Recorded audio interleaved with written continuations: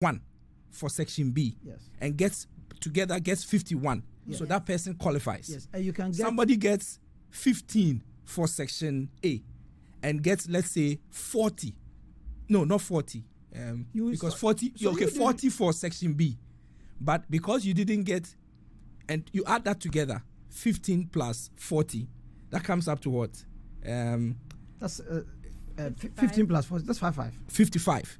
But because you didn't get more than 20 at section A, but you got more than 30 at section B, you don't qualify to go to the you can score 40 and score 29 or 29 over 30 and score 40, making 69. Basically, you will still not make it to the law school. Per the application of this new rule, the one they've just introduced. The one that has been introduced after the fact. You can get 40 in A and get 29. If you don't make the 30, making 69, you will still not make law school. That's the new rule. Because the application of this new rule, which should be invalid to begin with, a 65 will not trump a 50. And that's the reality of things. And it doesn't sound like fairness. It doesn't sound fair in any jurisdiction or place that you'd apply it. So the question now is that it appears that the law school examination is being administered like two separate examinations. When you set the exams, do you take the multiple choice questions separate from the written, or you do it together? Let's say you sit down for 2.5 hours and you answer all the questions together, or you have to do one and come back and do the other. I'll start with you, 21st. So it's 2-hour paper, and the same paper, it's the same document. So section A, multiple choice questions. Section B, written, 2 hours. So you decide where you want to start and how you apportion your time per the strategy you are using to write the examination and with the intended result you want to get, because you know that you are crossing 50. You have section A here, you have section B here, you see the marks. So you will attempt which one you think will cross you to the 50. So per the rule, if you know, or if we knew that this is how the rule was going to be, then you strategize well. Okay, Tony, what did you get in section A? So section A, I had 3. Section A. Yes, the multiple choice. You had 33. Yes. Over 40. Yes. Okay, and then section B. I had 1, 16 and 1, 9. So if you had, it's 25. 25. So plus this, make it 58. Okay. And yet, someone may have gotten 20, 30. Easy. And the person is there. Okay, so that's the, I'm sure we are getting the challenge that our law school students have. Our pain is that if we knew this rule, that's the whole thing. Because I spent quite some time in section A, because I knew that's 40 marks there. So I spent most of my time. So you'd have just answered 30. Absolutely. And then you move to the other one and give it all the attention. Yes. Okay, yes. According to our rules of contract and engagement, what they've applied right now, this retrospective rule, is kind of an exemption clause, because it creates an exemption criteria for the entrance. And with exemption clauses, you have to give due notice. This was not given. This was given after the results were released. So first of all, it's invalid. And secondly, on the matter of resources, Per Maxwell Opoku yesterday in his interview, he mentioned that resources are not a problem, because if you look at the history, whatever budget goes into Parliament, it does not completely correspond to the number of students admitted each year. Most of the time, the Parliament and the budgets for the law school, but they always find a way. Last year, they took over 1,000 people. This year, why can't you do the same? Why do you have to bring such an equal requirement? What is the end goal here? Because it's clearly not as the law students. Okay, so obvious question now is, you guys have petitioned. You are trying to use alternative dispute resolution, which is something that you are taught in the law school. And beyond the alternative dispute resolution agenda that you have, are you going to take any other steps to seek redress? I'll start with you, Tony. You see, initially, respectfully, we know the eminent justices and judges are the General Legal Council. So these are legal luminaries. So you wouldn't go and stand there and shake your head. So we thought that let's appeal to them. And being our fathers, they will hear us and then, see reason with that. But like I'm saying, nobody's minding us. They are going ahead with admissions. They publish their... So the next step is on our chest. We know what to do. We have. I mean, we are far advanced. Tomorrow they will hear from us. Okay, so are you serving notice? Well, they have taught us what to do in situations like that. They've taught us what to do. So we're going to apply what they have taught us. You understand? They've taught us in situations like this what to do. We will injunct the process. Shefa? Yes. Are you in sync with your friend Tony? I am torn. I'm 50-50 to be honest. I really believe in the pacifist way, but it looks like in our justice system, pacifism does not work because the leaders are very adamant to serve their own interest, especially in this case, and that's very disappointing to see. For a developing country, it snuffs out hope. You see, and let me add that this is a profession that you want to join. So you wouldn't like to denigrate the profession. You want to say anything bad. It's an institution we want to go and join. And that's why we've been very appealing and begging all over. I've been begging. Everywhere I go, I beg. I'm saying that we are begging them, that we cross the exams. Let them consider us. We've been begging. Okay, so there's Chum Daku on Facebook, and he writes, I think these students have been treated very unfairly. The GLC should have a real look at this decision. They must admit these students. So someone says that you haven't been treated fairly. Yes. You think so? Yes, I do think so. The law must be predictable. When you are going to do so, you must see that this is the outcome of what will come from your engagement. And for us to be treated, it's unreasonable. It's unfair, it's unjust, it's unreasonable, it's capricious. And we think that the general legal council, you see, when I'm talking like this, I'm being careful. I mean, you are talking to very elderly men of our society. These are people you respect. These are people you want to become like them. So if you see them, mentioning something like this to you, it's painful. That these are the people you are looking up to. You want to become like them.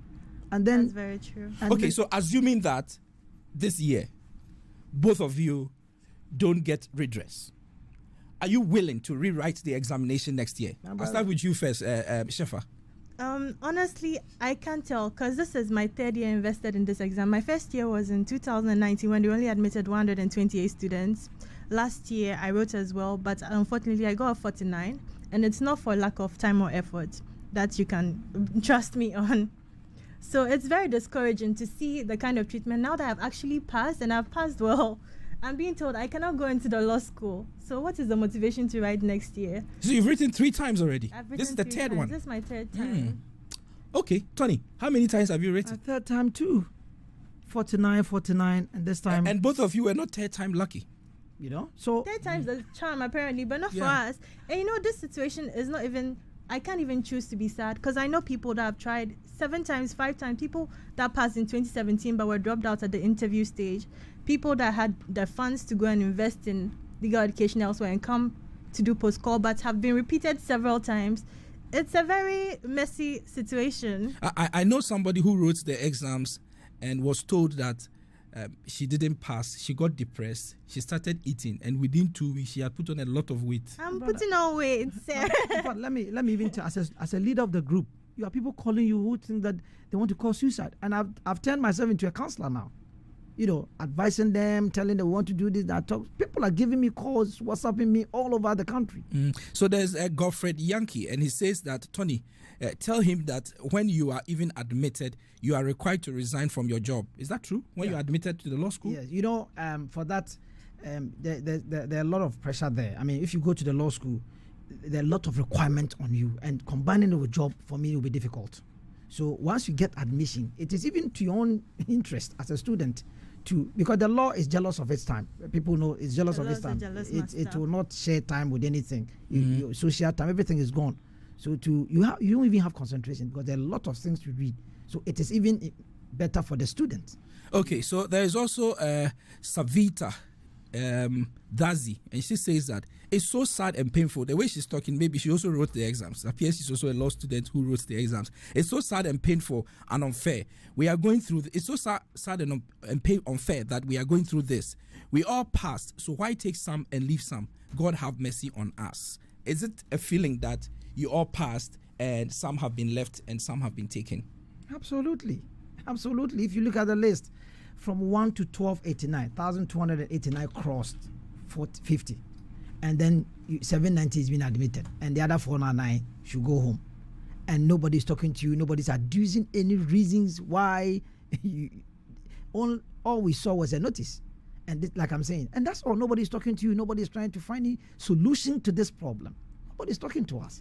Okay, so this other person, Nenebi Ofori, he says that these innocent students are being maltreated because Ghanaians are too timorous.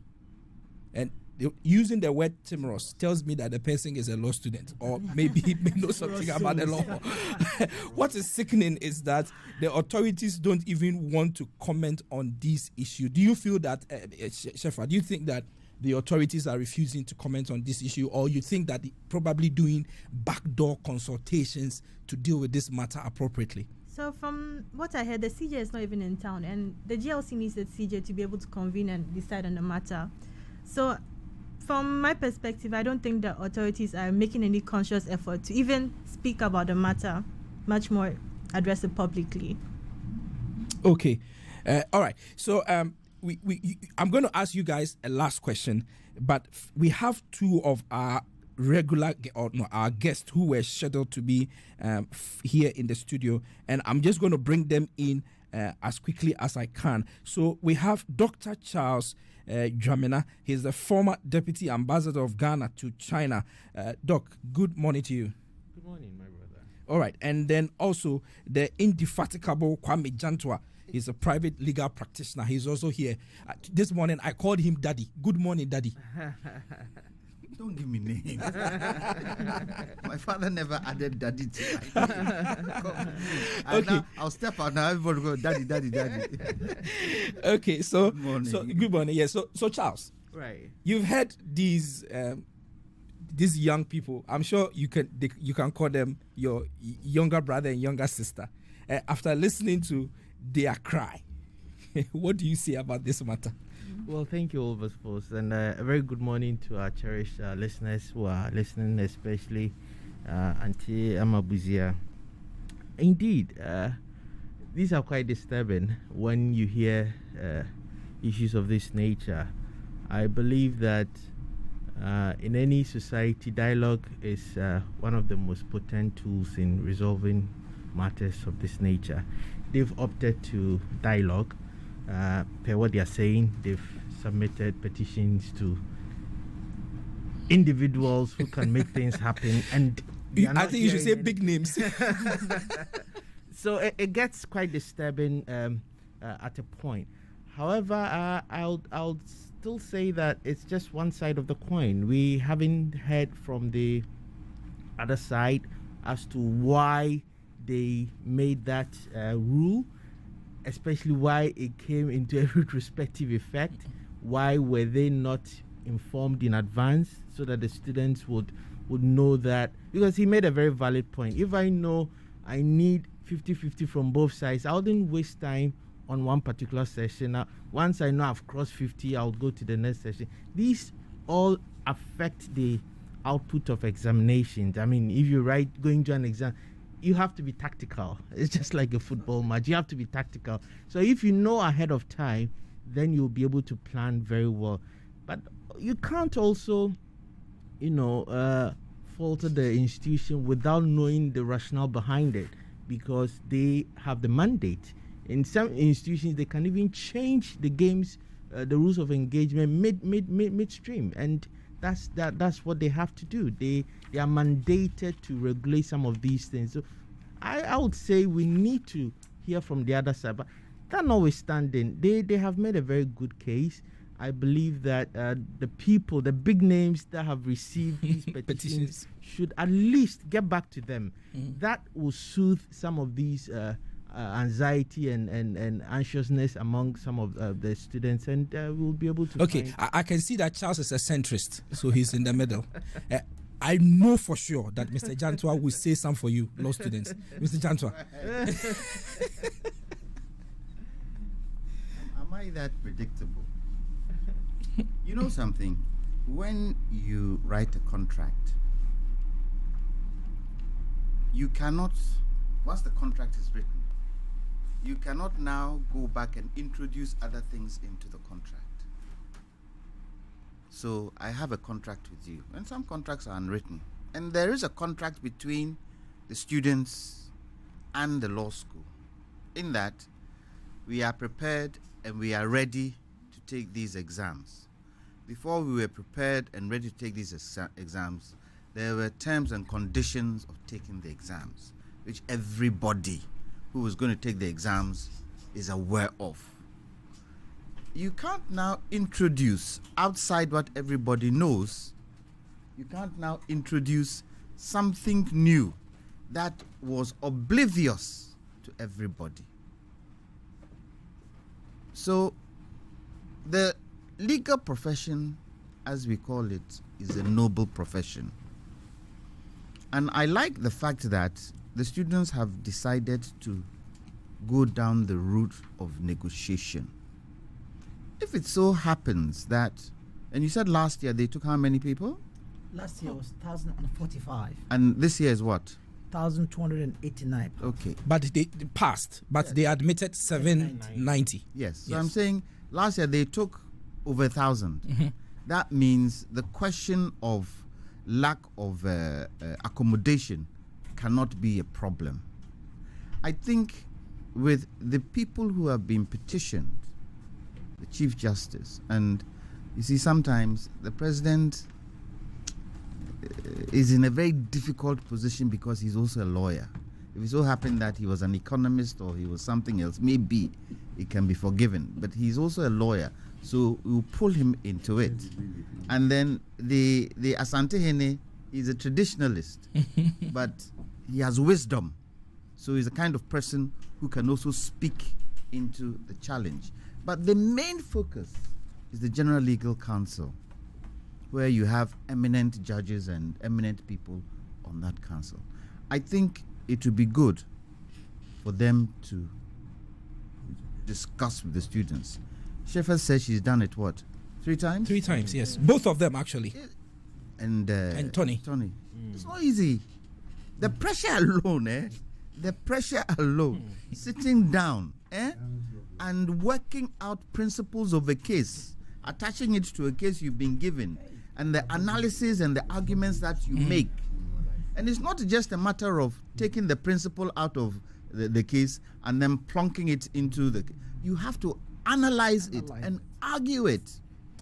That is what you do in a courtroom, how you apply the law to the case in question. So I think we should try and debate. If it is proven that they all passed, they should bite the bullet and take them in. Okay, so you know, there are a lot of comments coming up on our Facebook wall, and there's this one from Philip J. It says that the Ghana Bar Association has been very quiet, and it's so disappointing. So he thinks that the Ghana Bar Association should be saying something about this. I know that the former president, or the outgoing president of the Bar Association, Tony Forson, has been involved in some way trying to deal with this law school matter. All right, so there is also Derek Abuaji Asamoah, and he says that it is so surprising seeing those teaching the law not adhering to the law. That's Derek Abuaji Asamoah. And then there's somebody who is fighting Charles. He says that he's called Kojo Mensah. He says that is Charles endorsing illegalities? Well, no, Charles is just a centrist. He's not. Just for clarity, I'm just saying that I do not think someone just got up and decided to bring this new regulation midstream. There must be a reason behind it. It's only fair that we get to know that. And I've also said here that I believe the approach our dear friends have taken is the right one. So we dialogue and get to the bottom of it. So I'm not endorsing an illegality. Okay. Because I think it's the timing of the regulation they brought. That is the timing. The timing, yes. If it was brought before, then they might not have an argument. A total of 2,000 and over students wrote their exams this year. 2824, 2,824. Okay, so you see, he has all the figures in his head. 2824. There's one thing I didn't understand. If you can get 58 and somebody gets 51, okay, it's got to do with the two sides. Yes, AMB. it's some way. Quite frankly, it's some way. And someone, Dr. Budu, just sent me a message, and it's from a student, a law student now, who is in his final year and is getting ready to get to the point where he can write the exam. He says that, I have been listening to my seniors, and as a final year law student, I am not in any way motivated to even go to the law school. A lot of us are really not interested. And so it appears that some people are saying that because our seniors are writing the exams and they are passing, you are not allowing them. What's the motivation for us to also go and write the exams? I don't think that should be the trajectory law students should take. You know, the laws, the what do you call it? The GLC. The GLC. Yes. The GLC was established somewhere in 1958. We have numerous law schools now as compared to when it was established. The law is a dynamic profession. It changes every day. So the GLC too should be a bit dynamic. This probably is a time for the GLC to sit and say, look, listen, let's look at our own requirements and regulations and see how best we can improve it. Maybe we need more than one law school. When you look at the quantum of universities and colleges doing the LLB, GIMPA, KNUST, UCC, Central University, Wisconsin, quite a lot of them. And there is a deficiency of lawyers in the country. Okay, so I'm gonna. Lawyer Jemfi has also joined us. He's one of our guests for today, and our two law school students are still here. I'm not done with you, but we'll let Lawyer Jemfi come into this. I'm going to ask the two law students some last question afterwards, and so I need you guys to answer that question. But let Lawyer Jemfi come. Let me pick Lawyer Jemfi's thoughts on this matter. Counsel, what was it like when you were going to the law school? Your time, compared to what we have now. I like the way you said, Thank you for the opportunity and good morning to your listeners. In 2009, we wrote entrance exam at the University of Ghana. We were 1,300 or 335. And they took 135. So they took 10%. So when we got to the campus, we were asking, how possible that 1,300 students want to come to the law school, to go to the University of Ghana Law School. And they took this number. And the answer was that they've always been taking 10% of the numbers who apply. And there were times that... And this what year again? That was 2009. 2008, 2009, yes. Okay, all right. And then they said, oh, that's the rule. We take 10% so that we can train them well. If you go to Legon, even tutorial is run by the professors themselves. So if it's constitutional law and you are in Professor Kumadu's group or Professor Kwashiga or any of the lecturers, you go to his chambers, his office. Wow. That is where we do that. So that the professor, ordinarily in the other courses we did, tutorial is run by the teaching assistants. But in the case of the University of Ghana Law School, the tutorial is run by the professor himself. So if he asks you to go and read to for an Attorney General and you didn't read, you will suffer in that tutorial. His domain. Yes, because the professor himself is conducting the tutorial. It forced us to study. When we were coming to the law school, the same thing. Because previously we were not writing examination. When we were coming to law school, we were not writing examination. Because it was the University of Ghana which was offering, and few of our friends who have come from abroad. So you straight away from the law school, once you pass, it doesn't matter your class you got, you just go straight. Now, I think 2009, 2010, Professor Koshiga then informed us that the numbers are picking up. They are getting numbers from Cape Coast, Tech. And they are getting numbers from our friends from abroad who study in other common law countries. And therefore, the numbers are picking up, and therefore, we will write an examination. So that's how come the entry exam started. So we started it. I think the entry exam started 2012. No, I think it's 2010, 20, thereabout, yes. Okay. So previously, you could go as of right from the university straight away you come. Now they change regulation, and then they said that they have to ensure quality, and that is not every LLB student who probably can become a lawyer, unless you demonstrate proficiency in the entry exams. In fact, University of Ghana, they will, after the entrance exam you've passed, they will conduct an interview. And I can tell you 4 or 5 of my friends attended interview for 3 successive years. They passed the entrance exam, but they could not enter. I think what we are going through is 1, because of the numbers, 2, the increasing recognition of the legal profession, and 3, the demands of society, because our economy is expanding, we need more lawyers. I am of the view that we should practice what is done in UK. The UK, it is the inns that train the professional lawyers. It is the inns. So you go to Temple. So when you say inns, what do you mean? You see, you study the LLB in any of the universities in UK, Oxford, Leicester, Liverpool, wherever. Then you come to the where we will call it the law school here in Ghana. So yes. they call it the inns. They call it the inns. Okay, all right. Middle Temple, Grace Inn, other inns. I think there are 3 or so. Yes. 3 main inns I know. Then you register and you prepare to go and write your examination. So what they do is that they don't have a fixed year for you to be at a law school. When you register and you think that you have studied and you have prepared yourself for 2-3 years, you go and register. If you pass, you are called to the bar. In India, the universities that give you the degree are the ones who supervise your entry to the legal profession. So if you go to a university in India, say Delhi, what you do is that you go through the process. After your LLB, you continue, and when they are satisfied that you have gone through all the process and you qualify to practice, then your final examination, after you pass the required courses, you become a lawyer. Now the problem is that the numbers are picking up. The university was forced to, the law school was forced to open a law school at Gimpa and to open another one in Kumasi.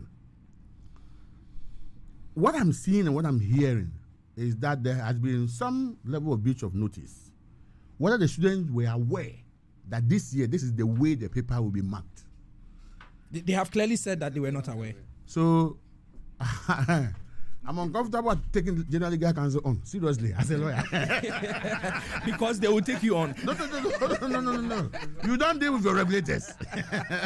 They issue my licenses, though. So, as for my friends, they can make the noise as to the level they are. But those of us who are in. That's why we are very cautious. Exactly.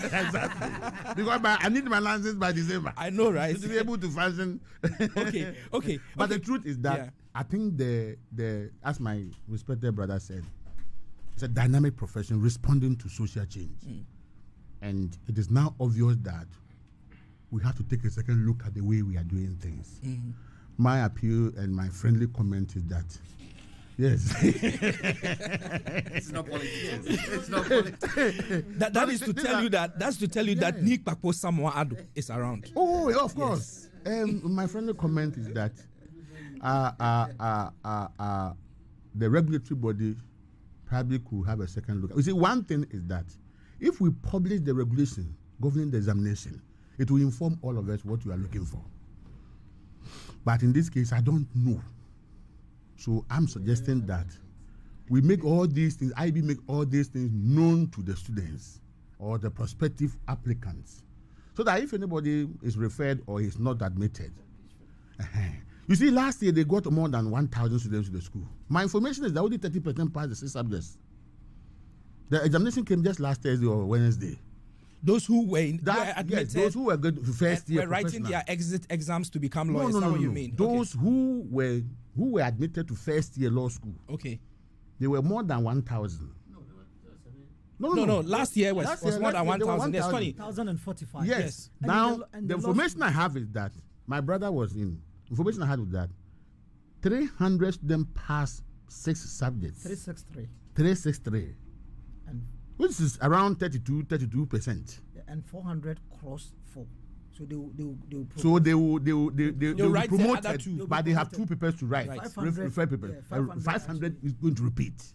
It tells you the number of students the law school can take for first year. Because all the time, a certain percentage will come and join those who are now entering. And that has been the practice. the graduation, the call to the bar 2 weeks ago, I don't think the number even got to 400.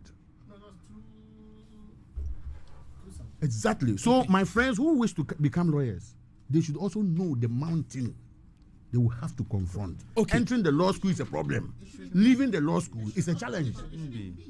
Okay, And that's where the problem is. So let me announce the presence of Nick Papo. I know Papo's liberal view on this matter. Yeah, and Nick Papo. Papo is one of the people who think the floodgate should be open. Yeah, No, it's not about just the flood. But the point is that Papo, so you let me introduce you. Yes, let me conclude.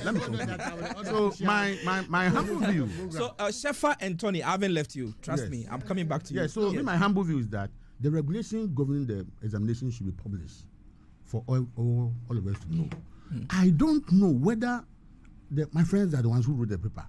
At the back of the exam paper, the booklet, what was written? They signed the contract. They were not So that is the problem I have. As a teacher, That's a I've seen a challenge. number of times where, I'm not saying so, please, so don't be offended. My law friends, the students should not be offended. When, I don't know whether at the back of the booklet they read what was required of them. Oh, they know. I mean, look, there's nothing. See, I'm not saying everybody, I'm just making a hypothetical situation to students. Because I'm surprised to see a situation in which the regulation was not known at all to the students. look, let me tell you. Okay, let's so call- that's what my So fear they is. brought let's it call after the examination was a released. spade. Okay, Because so after the Nick examination was released. Papo is the voice you are hearing now. Let's call a spade a spade. I had 3 interns in my office who wrote the exam. No, in fact, there were 6 who wrote the exam, and 6 wrote. And when the results came, all of them passed. Not that they passed, but they had crossed the 50% line. Initially, I thought those who had failed had failed. There were 4, yes. For something. Yes, and so we were still, going through, and it's a very psychologically traumatizing experience. You could see that the ladies that day they all had to virtually take the day off. I had to call each and every one of them to counsel them. You understand? To tell them that it's not over. There is, because it is. You see, it is a life. The study of the law is a life.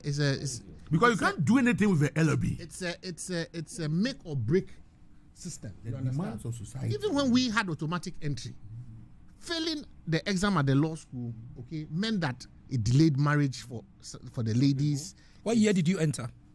Oh, I'm in my 12 years, so can take it back. You understand? Okay. 2009. Yeah, no, it's that. Look, the GLC clearly, in respect of the educational board, has outlived its usefulness. We can't run the system the way we are running it. We are ruining young people's lives. We are taking away their hopes. You should see the sadness in the eyes of these young people who, and it wasn't that they didn't study. Each of them took at least 2 months off work to study for the exam. Some of them went out of Accra with friends for the quietness. I saw, this was somebody telling me. And so when the news came that they actually had passed, but then the regulation had changed, I was shocked, because when they got their raw marks, all of them had passed. The people, the candidates in my office who didn't make it into the school had all passed. They had all got 50+1. Why do we do this to them? And so I reached out to a very senior person. I can't mention his name, but if he tells me that regulation was not there, I believe him. He told me the regulation was not there. The regulation had always been what it was. That if you, let me quote his word. He says it was an afterthought. I just can't mention his name, but it was an afterthought. And so that is why I got gingered up. I said, look, they must. The sad thing is that clearly you can't injunct the entry, the resumption of the academic year. No court will give you that relief. Because you basically, if you balance the convenience as between those who have been passed and those who are held back, it do not make any legal sense for any court to say that they should also be held back whilst you pursue your matter in court.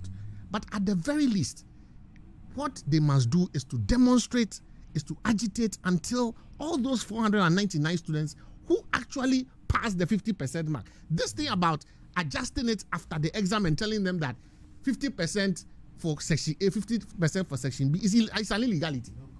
It is unfair, because what they were told was that all you needed to do was to do 50%, and the precedent is there. This is an accrued right. We can't, if it must be battled in the law courts. Unfortunately, they may not get an injunction, but I think they have a very solid case if they wanted to proceed. But they must petition everybody. I know the Constitutional and Legal Affairs Committee, Mr. Roxon, the man from his name is always, he's my client, but his name is always a mouthful for me. Francis Xavier Sosu, and all of them well-meaning parliamentarians have said that they want in fact, they've called for the raw marks and they want to move and go into the matter.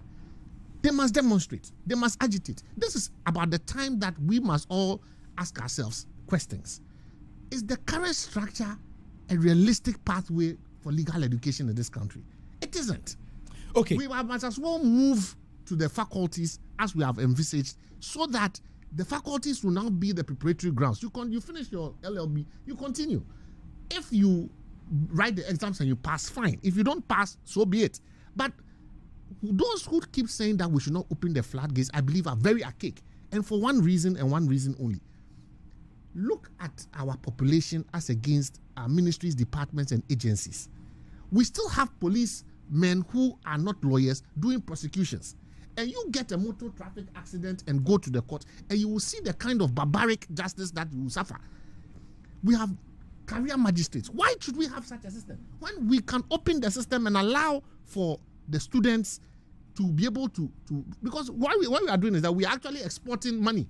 Now it's more attractive for Gambia, for Nigeria. Now Nigeria is charging $2,000 per year. You don't write any entrance exam. $2,000 a year. Gambia, I understand, is equivalent of whatever you pay together, and it's 1 year. So if we are not careful, what will happen is that we would export our students out there. They will do the exam, come back, pay the £6,000, do the 1 year here, and then just get called. You see, the debate has not even focused on post-call. Okay, it is so only there are focused on only Ghana. They are not even looking out. There's another way. There's other group who also seems to come in. For the fact that we have had such an embarrassing situation where results are declared and then the entry requirements are changed after, it's a clear indication that the system we have has outlived its usefulness. We must reform it. The GLC must be laid out. We must remove the GLC away from legal education. It's as simple as that. Okay, so there are a lot of comments. There are a lot. We should. There are a lot of comments, and these comments are important that they are read because they are listening and viewing what is happening. So Abena in Kansas says that, good evening, Bernard. Who is Bernard? Okay, so she says, good evening, Bernard. It's not evening, it's morning. Okay, I believe the 499 students have duly put in their efforts to pass the exams by getting the pass mark and should be admitted by the GLC. I'm cutting the message short because it's rather long. There is also Andrews Jericho. My advice to you is that the least you should accept in any negotiation is an automatic entry next year.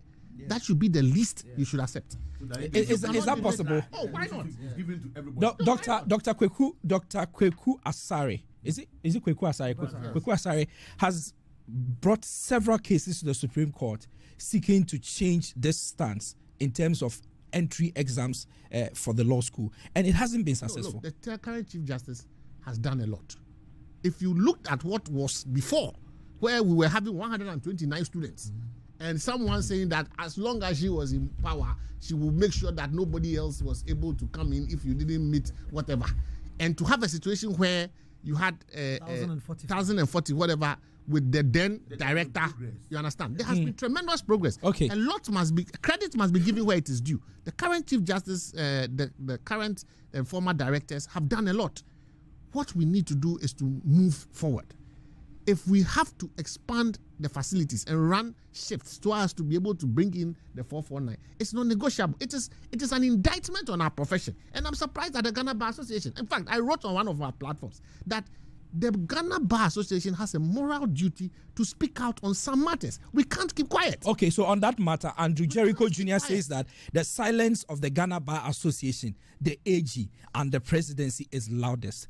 To think that the first-time lawyers and leaders of all the arms of government, and yet this illegality and unconstitutionally exists, is mind-boggling. So that's Andrew supporting your point. Yes, we have. Your petition. And look, sometimes I think that we should be fair to the Chief Justice and the Minister of Justice. If you have not been petitioned, you can't invoke some of the powers that you have. It is so this is where we must be kept informed. You are the people who are bearing the brunt of whatever is going on. You must meet regularly. You must agitate. You must keep the public. You must make this issue a front burner. If you go to sleep, everybody will, before you realize the academic, you know how our legal year goes. Yes. So if you go to sleep, you are the ones that will suffer. Those of your predecessors who went to court and all that, they took a stand. And because they were able to take a stand and fought it both administratively and in the courts, they had a result. You can't go to sleep. But the thing with the result is... Okay, yes, I'm coming to you guys. So, you comment on what you say, put the microphone close to you. One other thing, nothing has come easy. Those of your seniors that had some of your seniors fought for remarking, which was 3,000 CDs to be brought to 1,005. I've read the stories. I've seen, and I've been somehow involved in some of these matters. So I'm advising you that don't go to sleep. Use every legitimate means. People had to be watered on the streets of the Flagstaff House to get some of the things that we have had today as progress. So don't go to sleep. If it means demonstrating, making noise, make noise. You have nothing to lose. Shafa, before you come in, let me hear. Yes. Just add what Charles, our honorable ambassador, indicated. The law is supposed to be fair, and there are two sides to every story. In order for us to be able to assess it well, I think the General Legal Counsel, we should hear from them. Let's hear from them, and let's see the reasons why this regulation was brought in after the contract was written. Then we could probably be able to understand it. But the silence that is being perpetuated, if I can use that word, perpetuated by them, makes it sound as if there is some underhand business somewhere. And I don't think it's good for anybody. Okay. Let's hear from them. From the General Legal Counsel. For nothing at all, yes, Parliament can play a part in getting them to tell us why this particular regulation was brought in after the fact. Okay. All right. So let me hear from you, Shefa. You wanted to comment, yes. If I may, the fight has been going on for a while now. It's not a today issue. I think that's taking years. It's people that have come before us and the people that will come after us as well. Last year, we got a decision from the High Court for the Ganaku issue, where they decided that the undertaking that we signed before we write the exams to waive our rights to challenge the results is illegal. But this year, look at what happened. It was included, and without signing the undertaking, you can't even apply to write the exams. So we do fight. What does the undertaking say? So the undertaking says that when the results come, you don't have any right to challenge the results. Look. So that's undertaking you do before you write the exams. And you cannot register to write the and exam and the without student, signing it. yes, and the student took you to court. So the student took it to court and what? The student took it to court. The court said it's illegal. It shouldn't happen again. But it happened. But we're going to fight. We're going to fight. Okay. We have started nicely. We are talking. Nobody is minding us. We are youth. So all we have is energy. So we will fight it out. So I'm going to let you guys leave because we've kept you here more than we were supposed to. But assuming you had the President of the Republic sitting here, the Attorney General sitting here, the Chief Justice sitting here, and the law school, what's the name of the law school director sitting here, the two of you, what would you tell them if they were sitting here listening to the two of you? Let's start from the lady. Let's do ladies first. Let's do ladies first. And after this comments, I'll let you go so that you can go about your business. First of all, that would be a great opportunity to be able to speak directly to our leaders and people who have so speak to them. They may be listening to you now. This is the president. This is the chief justice. This one is which one? He represents the opposition. That we need structure, we need certainty, and we need to know that our futures are in good hands. And we can start this by making sure that you right this wrong. Yes. This unconstitutionality that has been created, you correct it. And it's in your hands. Fortunately, it is in your hands. So please do something about it. So we want to, Tony, yes. we want to appeal to all of them. In fact, we've been begging, we've been appealing everywhere I go on every platform that, Mr. President, we have sent you a petition.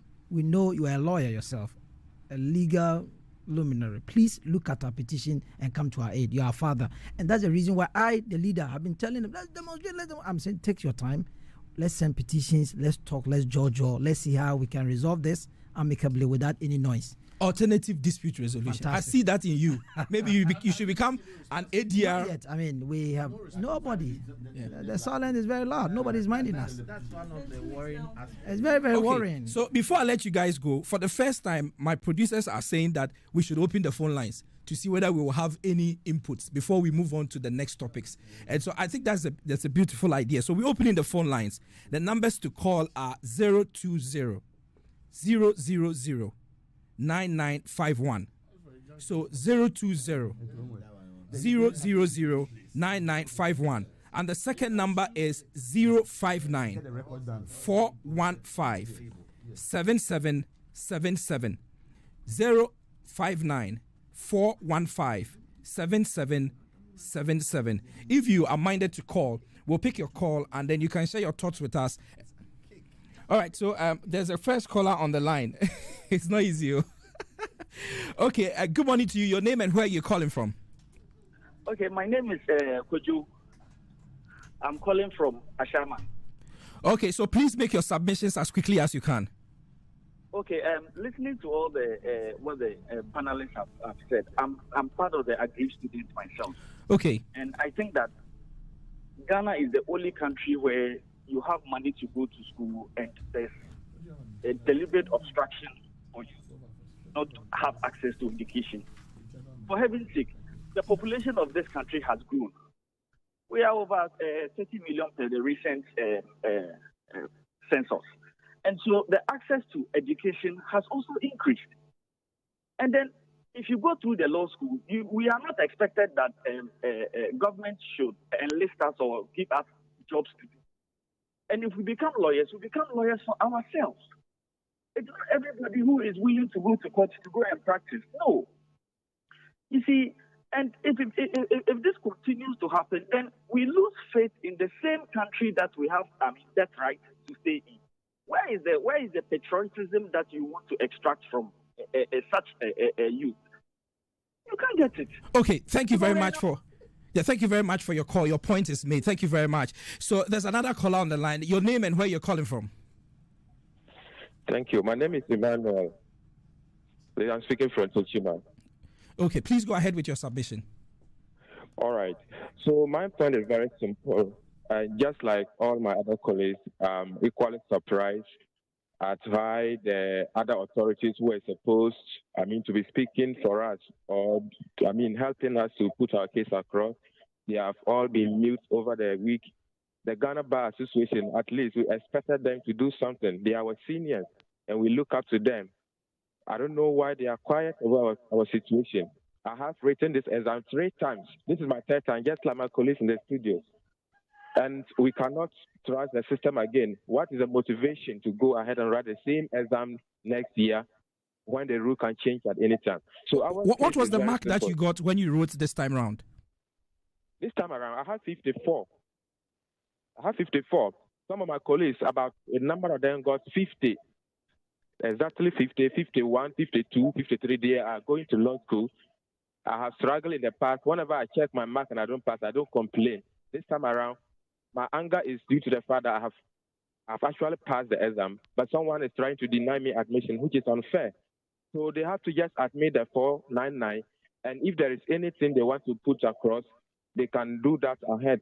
That is our case. It's very simple. The 499 must go to school this year and this month.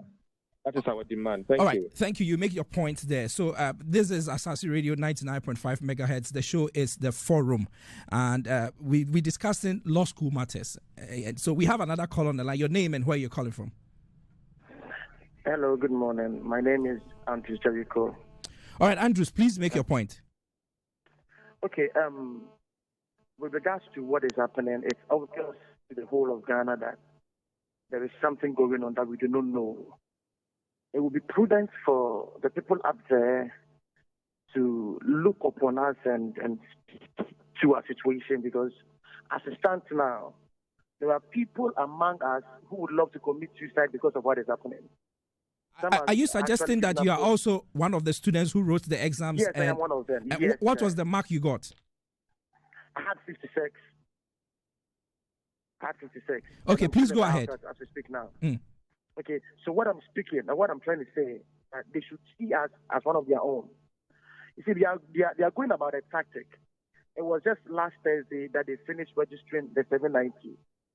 They will try to put in the measures that the 790 will start school, and at the end of the day, we will shut up and we wouldn't continue. But they lie back. I told myself that when they start classes, I'll wear my uniform and go sit there with them, and nobody can send me out. You wear your black and white and go and sit there together with them, right? Sit there with them because I equally passed, and I deserve the same opportunity as they have. What prevents me from being there? If I had 56 and someone had 50, and that person is in there, and I'm out here, what is the justice and the fairness in that? And it's the word that the seniors of the nation are quiet about this. They will be quiet until we hit the street and something bad happens. Then they will speak. Your leaders are saying that you shouldn't demonstrate now. They said they think that you should continue to arbitrate. Senior, if you write a letter to the AG, to the presidency, and if it takes about 5 days and nobody responds, what is the brain behind that? Honorable Dafi Ameko wrote a letter to the GLC. They are yet to respond after a week. What is that? Okay, what is the noise going on? And they are still there. They've heard it all, and they have kept quiet. What is that? Okay, so Andrews, you made your point there. Thank you very much for calling Asaase Radio. We'll do our last caller, and then we'll come back to the studio and wrap up this conversation, continue with other matters. So good morning, and thank you for calling. Where are you calling from? Your name? Hello, good morning, sir. Good morning, sir. Where are you calling from, and what's your name? Yeah, I'm calling from Kaswa. My name is Aipa Robert. Sir, please go ahead and make your submissions. Yes, in fact, I'm very proud of the discussion that is going on. You know, with recent times when some accidents have been happening and police will go and defend people in the law court, whereby they are not lawyers, which is very wrong. So we need an improvement into the systems, all the systems. We need improvement. And the young ones should copy from there. When these things are happening now, what do you think the young or the youth will be tomorrow? So the future of the youth is very, very important. Please, the Bar Association must look sharp. Thank you very much. All right, so you made your point there. Thank you very much. All of you who called, thank you very much sincerely for calling. There are still comments, huge number of comments on Facebook. So there's somebody asking Nipapo, God bless you and your generation. We petition everyone, and yet they are yet to speak. Or we petition everyone, and they are not speaking. If these students don't get justice this year, the trust in our justice system will be gone, and the consequences will be dire. That's what Ofori is saying here on our Facebook portal. There are other comments that are here, and there's a lot of people are praising you, Nick Bakpo. Hey, Charlie, you get fans, so God bless lawyer Nick Bakpo. That's from Ebenezer Opoku. And then there's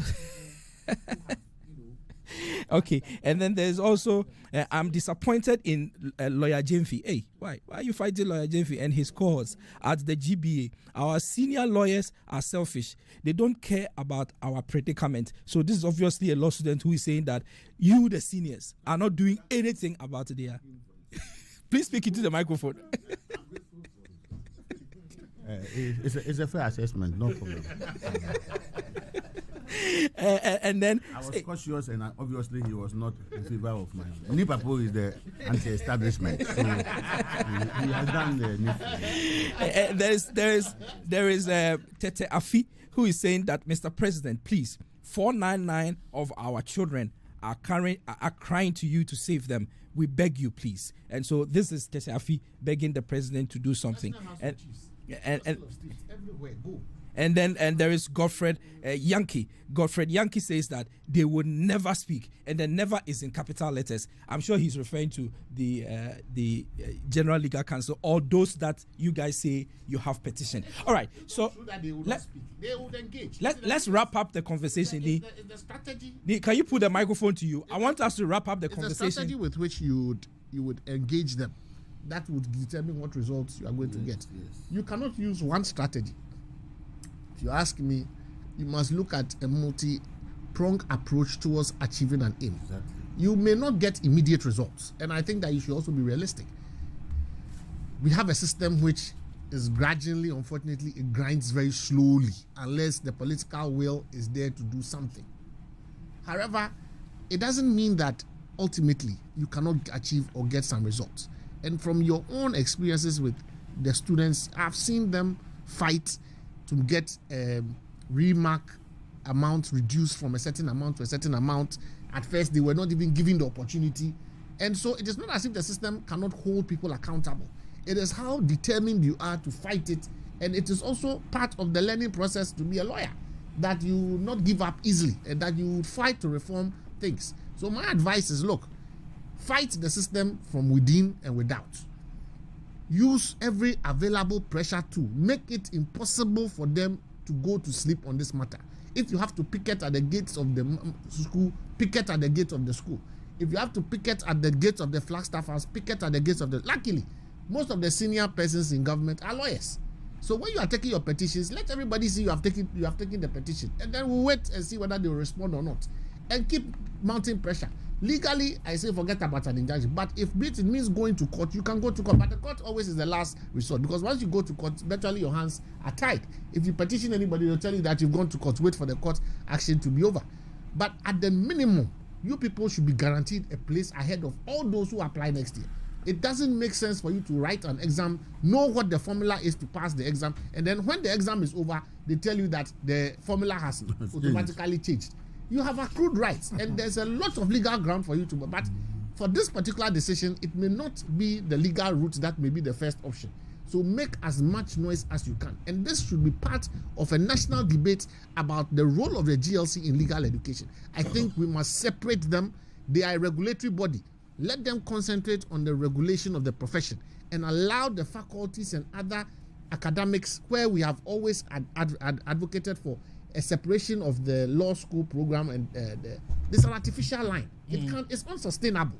The way we are going, very soon everybody will simply, after the LLB, you just go out Gambia, Nigeria, and then if they notice that we have the numbers, make no mistake, as it is now, we have close to 5,000 students. And if someone is able to pay his fees through LLB, what is the difference of paying $2,000 to go and do the bar exam in another country? In fact, Nigeria have even expanded their facility from 6 law school to 12. You understand? They because will of do it. Our numbers. Yes, Nigeria. 5,000, because look, you are paying $2,500. Forget the fact that the person will also pay hostels where he will stay. It's an economic...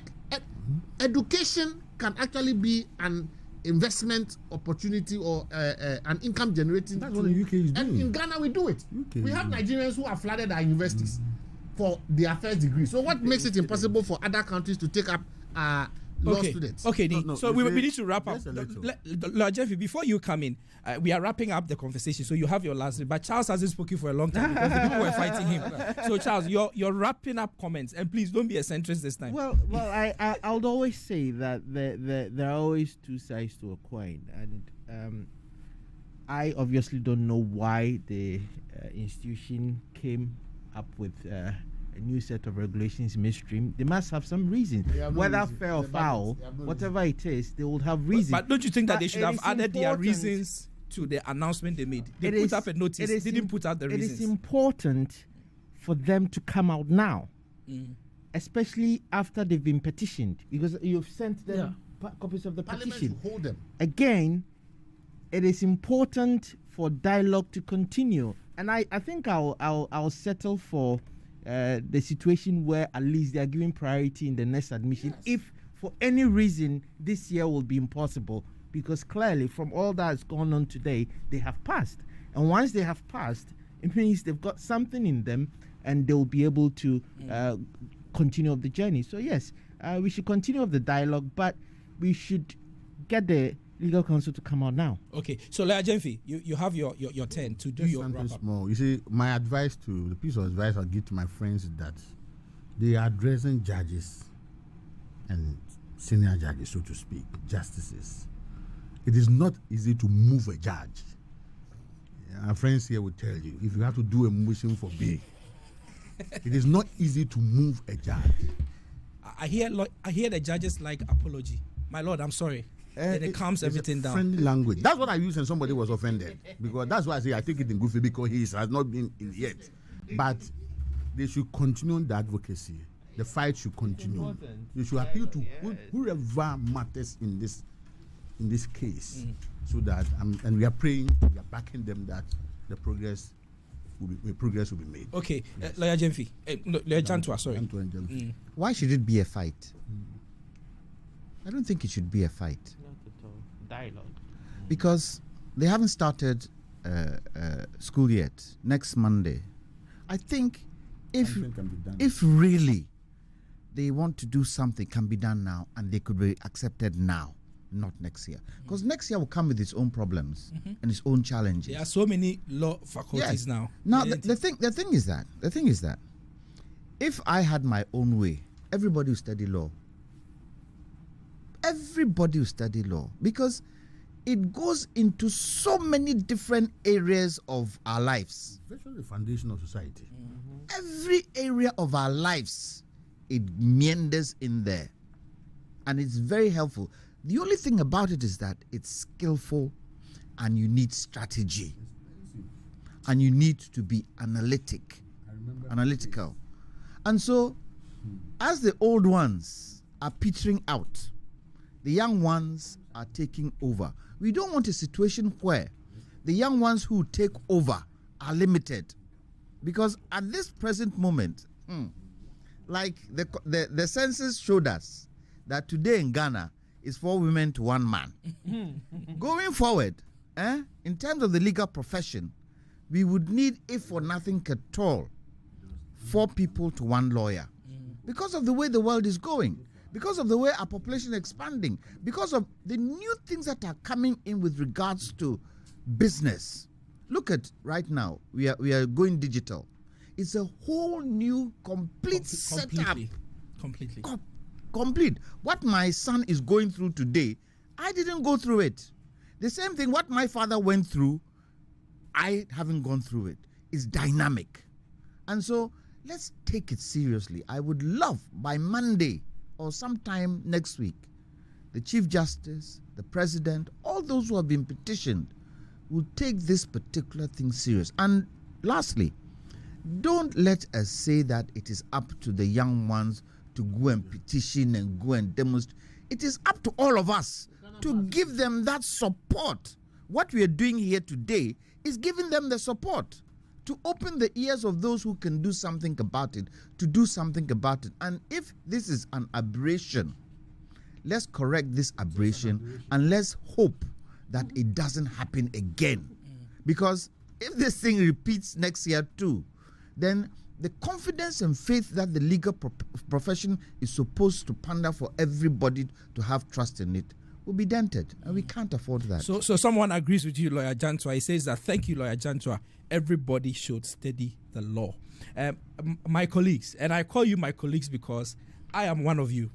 I have not mastered the courage to write the exams like you guys have, but I am one of you, and it's so obvious. Yeah, so I appreciate. Yeah, I appreciate. Are you on the LLB side, or you are yet to go into law school? Which one? Yet to go to law school, just like them. But you finish your LLB. I finished S. Okay. But no, he's making more money here, so he doesn't need to go to law school. I've not mastered the courage that they have. Yeah, presidential jet. So as we wrap up. Yeah. Your last exiting comments, the two of you, yes. So finally, we want to say that we interpret their loud silence to mean that they recognize they've erred. And so we are appealing to them to correct the mistake and admit the 499 now. Okay, so the lady's voice will be the last. Okay, first of all, I'd like to say thank you to everyone for your ears. We're hoping for your strength and your spirit. On Wednesday, if push comes to shove, we'll be demonstrating and we'll be out on the streets. And we're hoping you'll join us in your numbers, because this is very important. It's not limited to just us as students. The legal profession, the justice system, it all depends on this. There'll be far-reaching consequences if we don't get in, if the 499 are not admitted now. Okay, so thank you very much, Shefa. Shefa is one of the 499 aggrieved students who passed the exams but are not able to enter the enter the school. And then there's also can you imagine if it was 419? Tony Ba is the lead convener of the aggrieved law students. Thank you, two of you, for joining us and bringing us this dynamic conversation. We will take a quick break as we do the transition so that we can allow Tony Ba and Shefa to exit. So thank you very much. We'll be back shortly.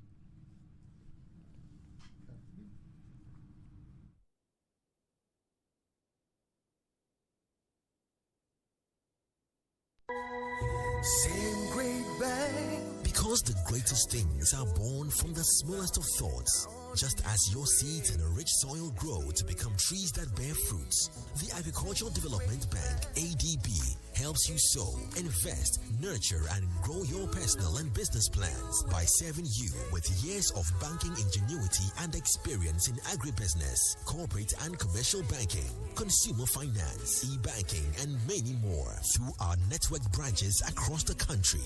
Whatever the culture, whatever the dream, we grow with you. Call us today on 0302-210-210 or visit www.agricbank.com. ADB, truly agric and more. Get digi with it. 924#. Get digi with it. 924#. On your mark, ready, set, let's go. CBG Mobile, USSD, Young Co. Star 924#. Punk the go. Smartphone no, young phone no. Ever fire money transfer. For 3 water bill, for 3 light bill. Factor credit. Star 924#. You deserve it. Let's go. Get digi with it. Star 924#. Get digi with it. Star 924#. CBG is empowering you to get digi with CBG Mobile. Simply dial star 924# and get digi with it. CBG, we stand with you.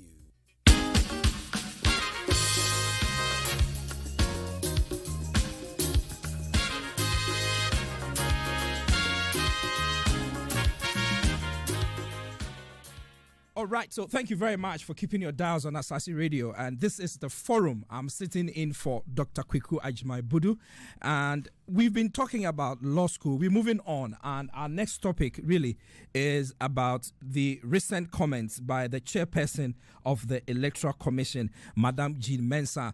She was invited to speak at the ECOWAS Parliament Seminar. The seminar itself was aimed at finding ways in which the ECOWAS Parliament can support elections in the ECOWAS sub-region. She went there to tell the Ghana story, and after telling the Ghana story, it has generated a lot of debate. We are continuing with the debate here on Asaase Radio on the forum, and my guests are still seated, and we're going to go straight into the conversation. Let me start with you, Lawyer Gyamfi.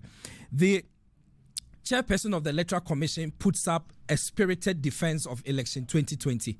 She says that apart from the fact that the commission was able to save the state about $90 million, so many things happened within record time. The election voting process was smooth. However, some lives were lost, and she thinks that the lives that were lost really was supposed to be something that the security services have to deal with. You listened to her, or you heard her. Your preliminary comments on the statement made by the EC chairperson. Opportunity.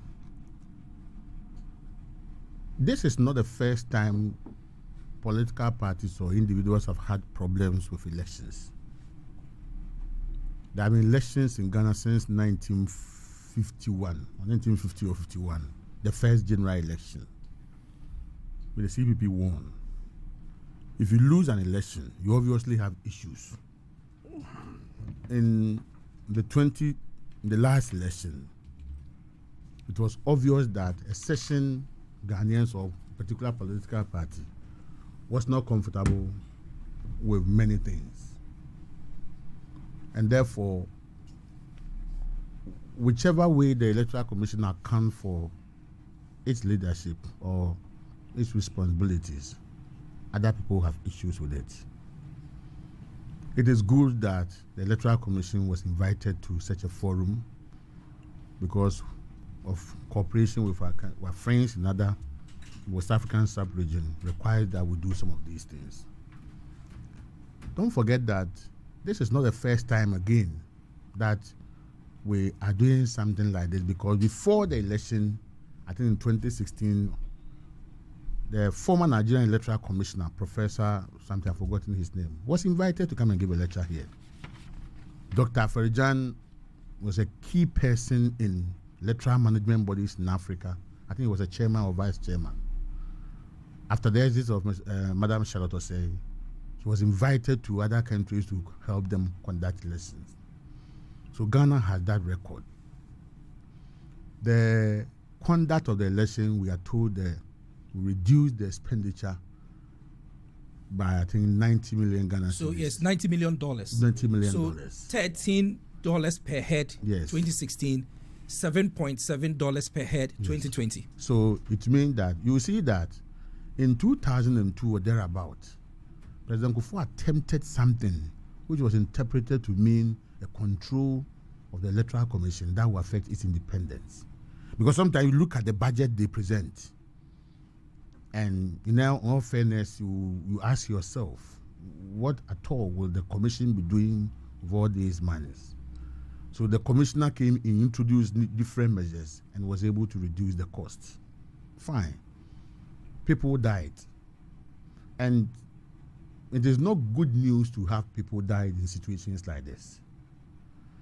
My friends who have issues with that have gone to the extent that they have even informed and reported the matter to SHRAD for investigation. The state has not concluded this investigation, but we have other alternative means if you think the state is protecting or concealing some information wrongly. You can undertake what? To ensure that justice is pursued. I thought for those who have reported this matter would have given the support and evidence and everything they have to such an establishment so that the truth will certainly come out. What I don't want to hear, and which I always hear, is that this is the first time people are dying or 8 people have died in this. They should check 2000. They should check 2000. What happened? I am not saying that it is right to conceal such things. In 2000, they should find out from Boko. And the then Vice President comment when he went to Boko after the violence. So it is not good news that people died. We have made progress. Progress doesn't mean that all will be well and everybody will be satisfied. But you see, as the President said, it is very difficult and painful to lose an election. And therefore, if you lose an election, obviously you find various ways of giving reasons why you failed. I thought that by the time our friends went to Supreme Court and everything was settled, we could move on. And these are my preliminary. Okay. So Lajantwa, the EC chairperson obviously spoke. They said a lot of good things, but their attention was shifted to the 6 or so persons who died. And it appears some side of the nation or the political space focused on just that and neglected any other good things that she may have said during her speech. Your preliminary thoughts on the engagement that she had with the ECOWAS Parliament? I think with regards to the people who died, the Electoral Commission has a duty of care to anybody in its ambit. And those people died during an election. So if the Electoral Commissioner tells us that it is not their responsibility to investigate that, they should be part of the investigation. I don't understand when she makes that comment, because it happened under your watch, under an election. You owe some duty of care to Ghanaians. Even if she said, we are collaborating with the police, with the Yoko, with the security services to see how this came about, I could accept that. But I cannot accept when you just whitewash it and not seek any side of responsibility on your part. Okay, so I'll let you continue, but I'd like my producers to get me the EC chairperson's voice, so we'll play her voice, because I remember she said something in relation to what you're saying. But quickly, when the police... Yeah, so we have the EC chair's voice. So let's quickly listen to the voice, and then I'll come and do some reading here for all of us to situate our discussion. So Madam Jean Mensah speaking at the ECOWAS Parliament seminar in Winneba. Ghana's 2020 elections as historic for the transparency, the credibility, the cost effectiveness, the high turnout, and the peaceful conduct that characterized it. So orderly, so methodical, so calm were the polls on the 7th of December 2020 that BBC could find no other way to describe our elections than boring. We refer to them as historic also because all our electoral processes and the election itself were conducted in the height of the COVID-19 pandemic without the spread of the virus. All right, so that's Madam Jean Mensah, the chairperson of the Electoral Commission, speaking there. So when the police issued the statement about the election and the difficulties that we had with it, it says that the cases involving gunshots occurred as follows. 1, Central Region, Ewutu Senya East Constituency. 2, injured for a shooting incident by civilians in the community during election period on 7th on 7th December 2020. 7th December is when we had the elections. Is that correct? So this happened there. The second one, it says that Greater Accra Region, Odododio constituency, 2 dead and 6 injured from a shooting incident by civilians in the community during the post-election period on the 7th of December 2020. Number 3, Greater Accra Region, Ablekuma Central, 4 injured, including a policeman from a shooting incident at the Collation Center during the post-election period on the 8th of December 2020. Number 5, Bono East Region, Techiman South Constituency, 2 dead and 4 injured for shooting by security personnel at the Collation Center during the post-election period on the 8th of December 2020. Number 5, Northern Region, Savelugu Constituency, a shooting incident by civilians at the police station when people besieged the station during the post-election period on the 8th of December 2020.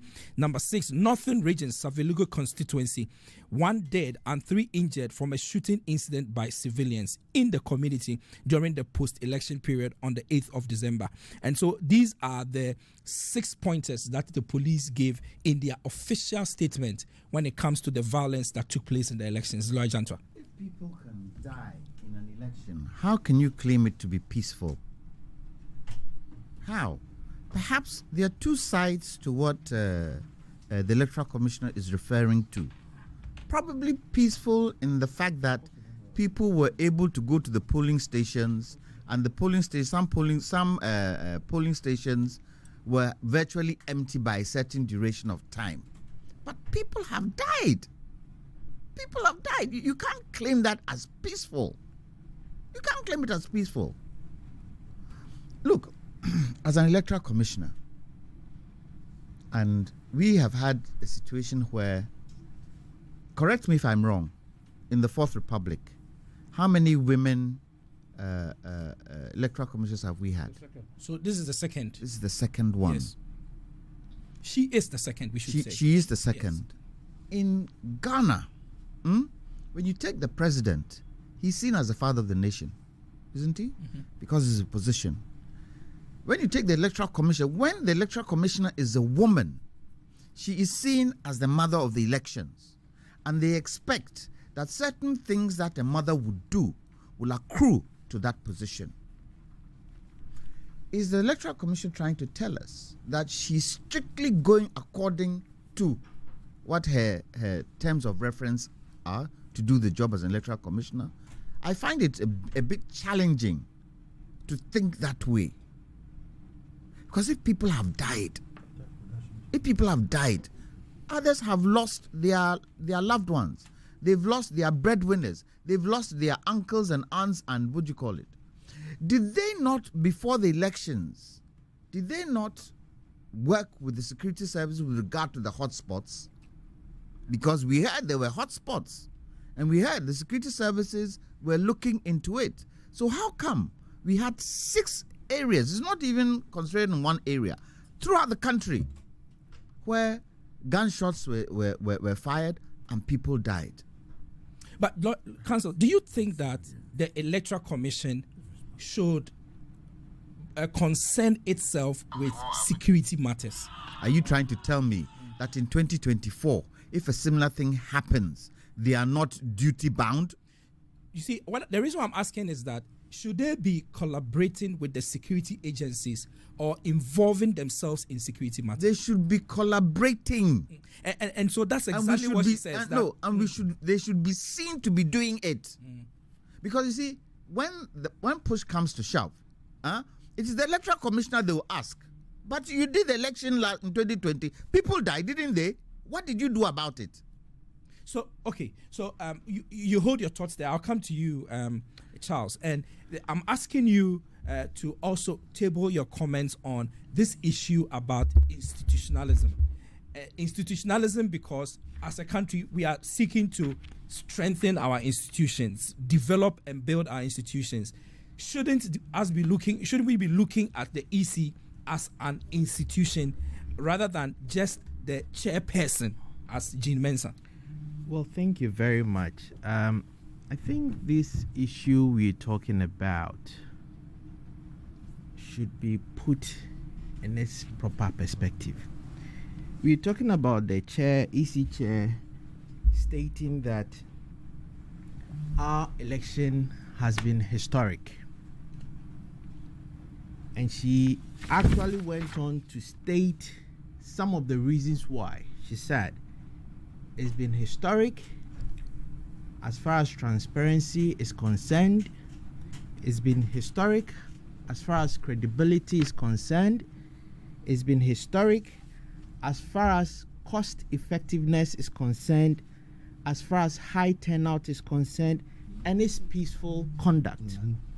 Now, I will always, at any given point in time, condemn any death whatsoever, be it a road traffic accident, be it an electoral violence leading to death, or what have you, because the loss of a human life is something you cannot reverse. So whatever leads to that should be condemned. Of course, except countries where they have the death penalty and all that. But in this particular instance, we are saying that we have organized an election, and our electoral body is saying that, look, let's look at the voter turnout, for instance. In 2016, where we had no COVID whatsoever, we had a turnout of around 67%. In 2020, at the height of a global pandemic, we were able to put in measures that increased our voter turnout to about 79%. That is historic as far as I'm concerned. Again, the commissioner, the head of the body comes to say that in our previous elections, the cost per head was around $13 per person. And in 2020, even in the height of a pandemic, where we had to incur extra cost, where we had to increase the number of polling stations by almost 10,000, where we had to hire an additional 800,000 plus personnel, temporary staff, we were able to bring the cost down from $13 per person to 7.7 USD per person. That is cost effectiveness. That is historic.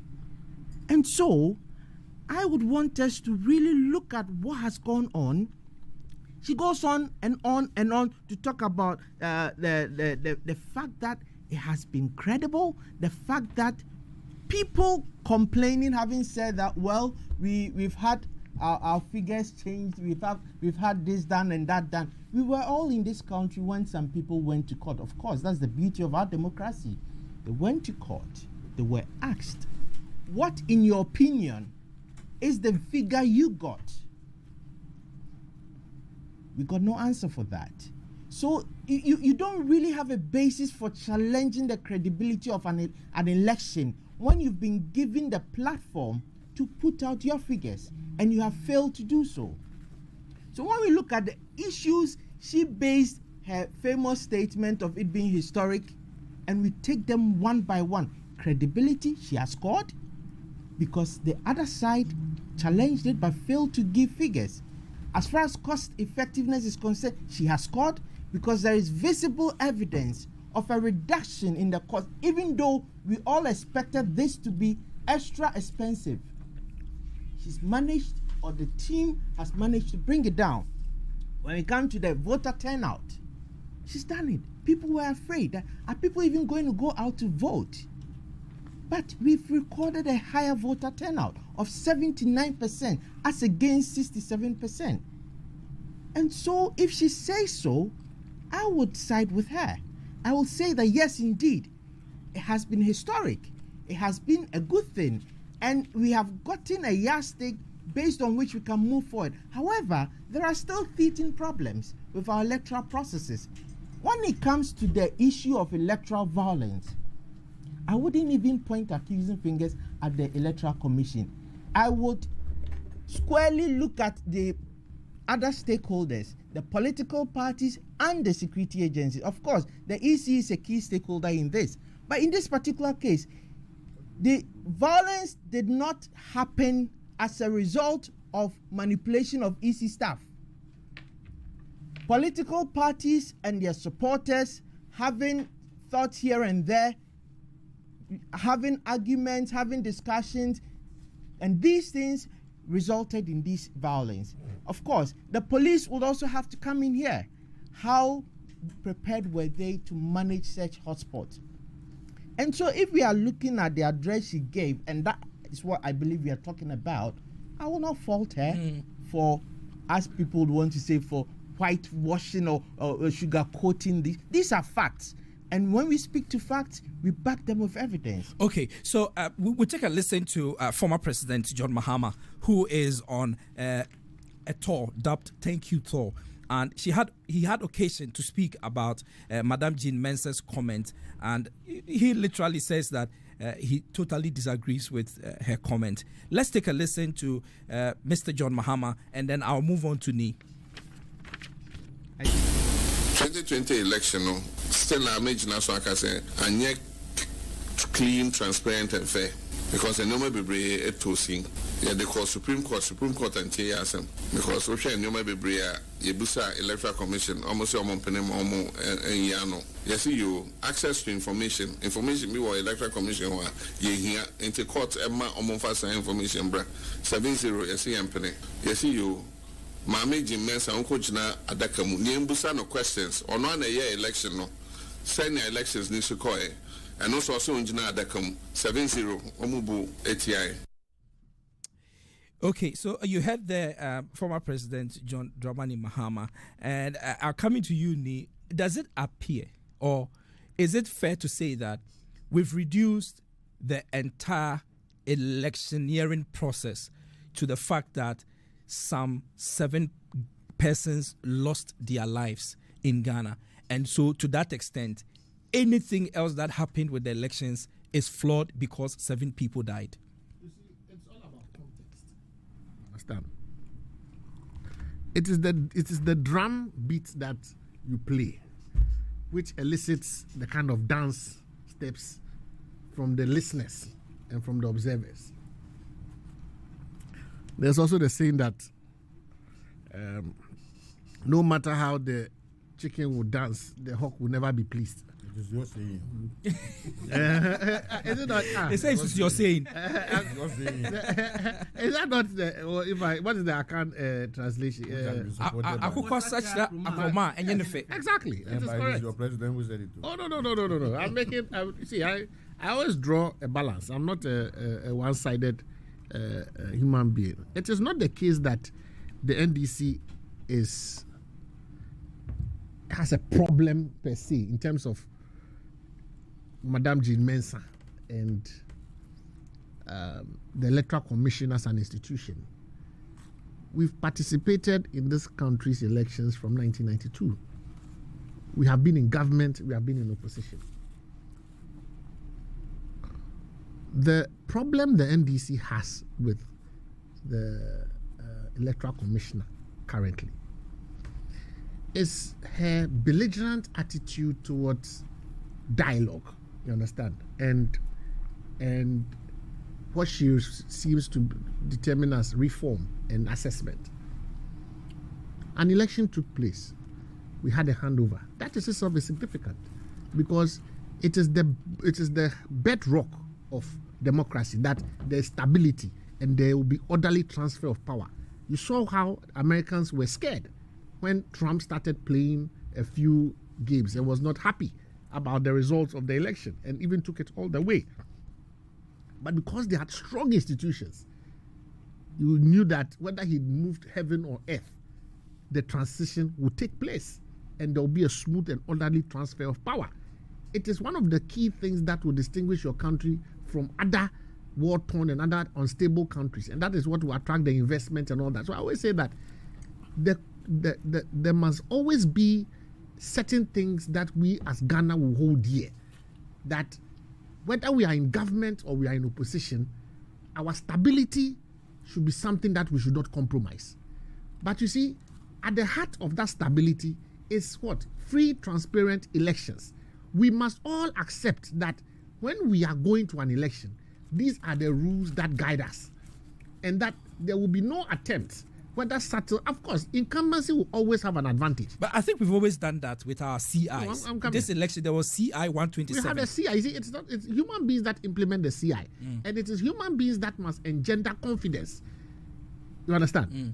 Dr. Farijan never all of a sudden became the darling boy of the MPP, for example. They kept on hitting at him that they didn't trust him, But it is when he lasted in a position, he conducted election after election, governments changed and all that, then people began to believe that no, he has a certain fair mind and he can, so you need to give her time. And that is one of the things that the NDC was prepared to give to her. Time, opportunity to settle in office and to give her an opportunity to work.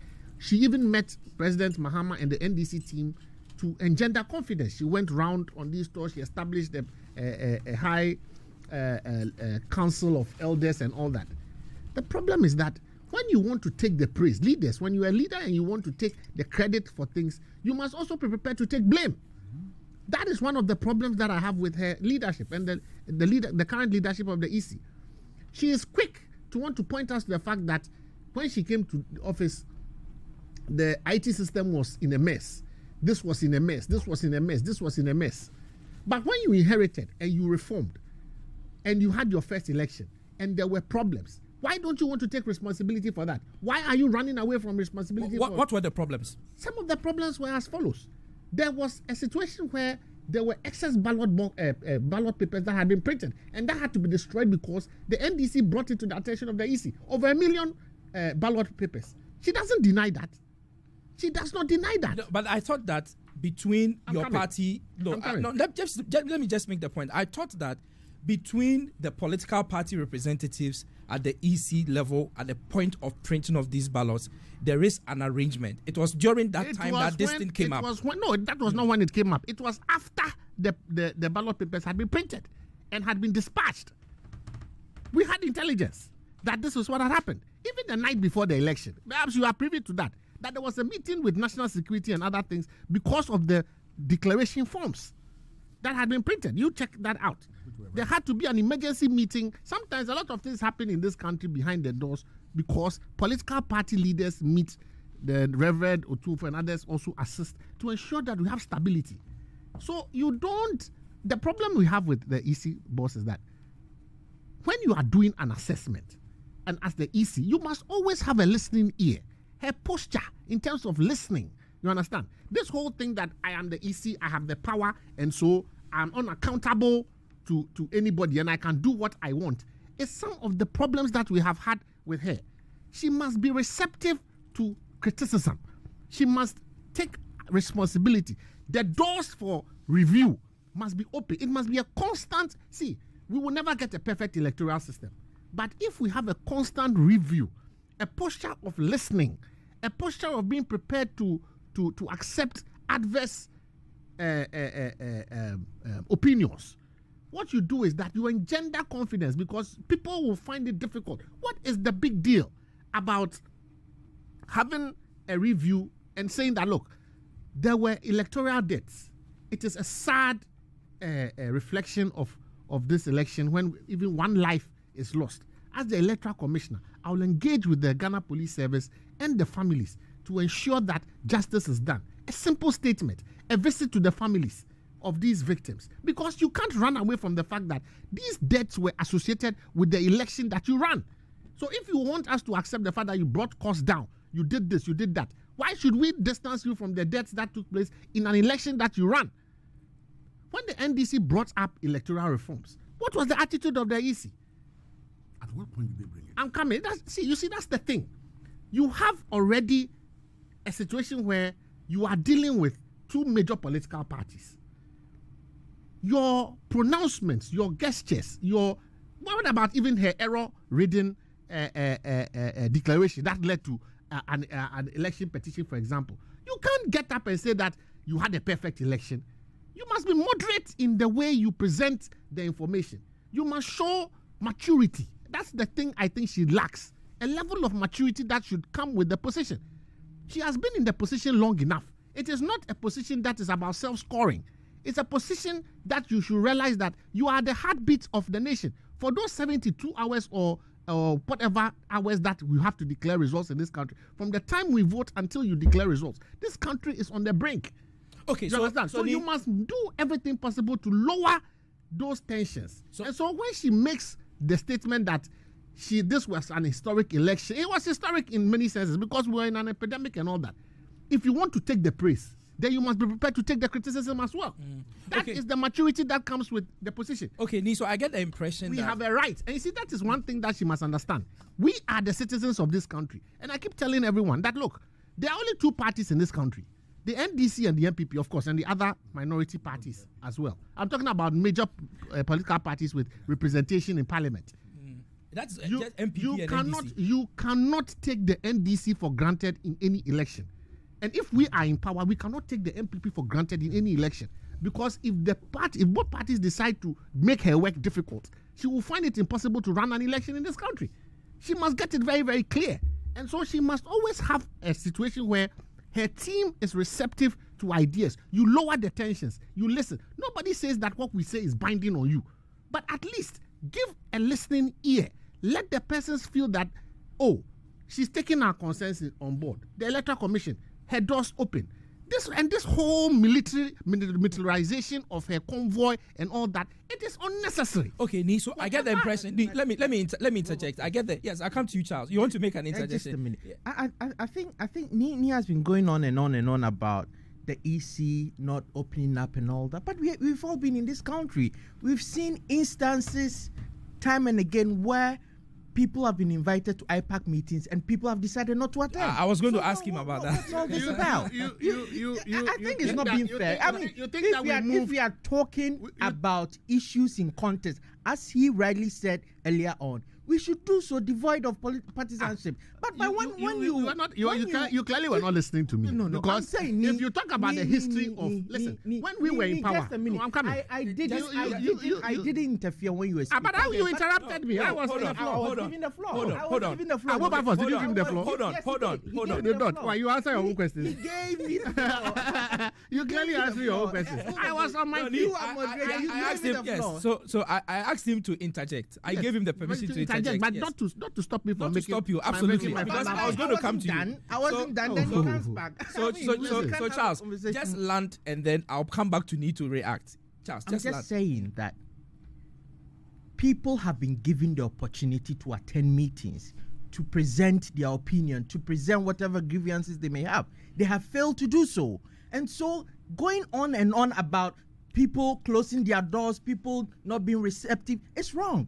And it's a misinformation. Point of order.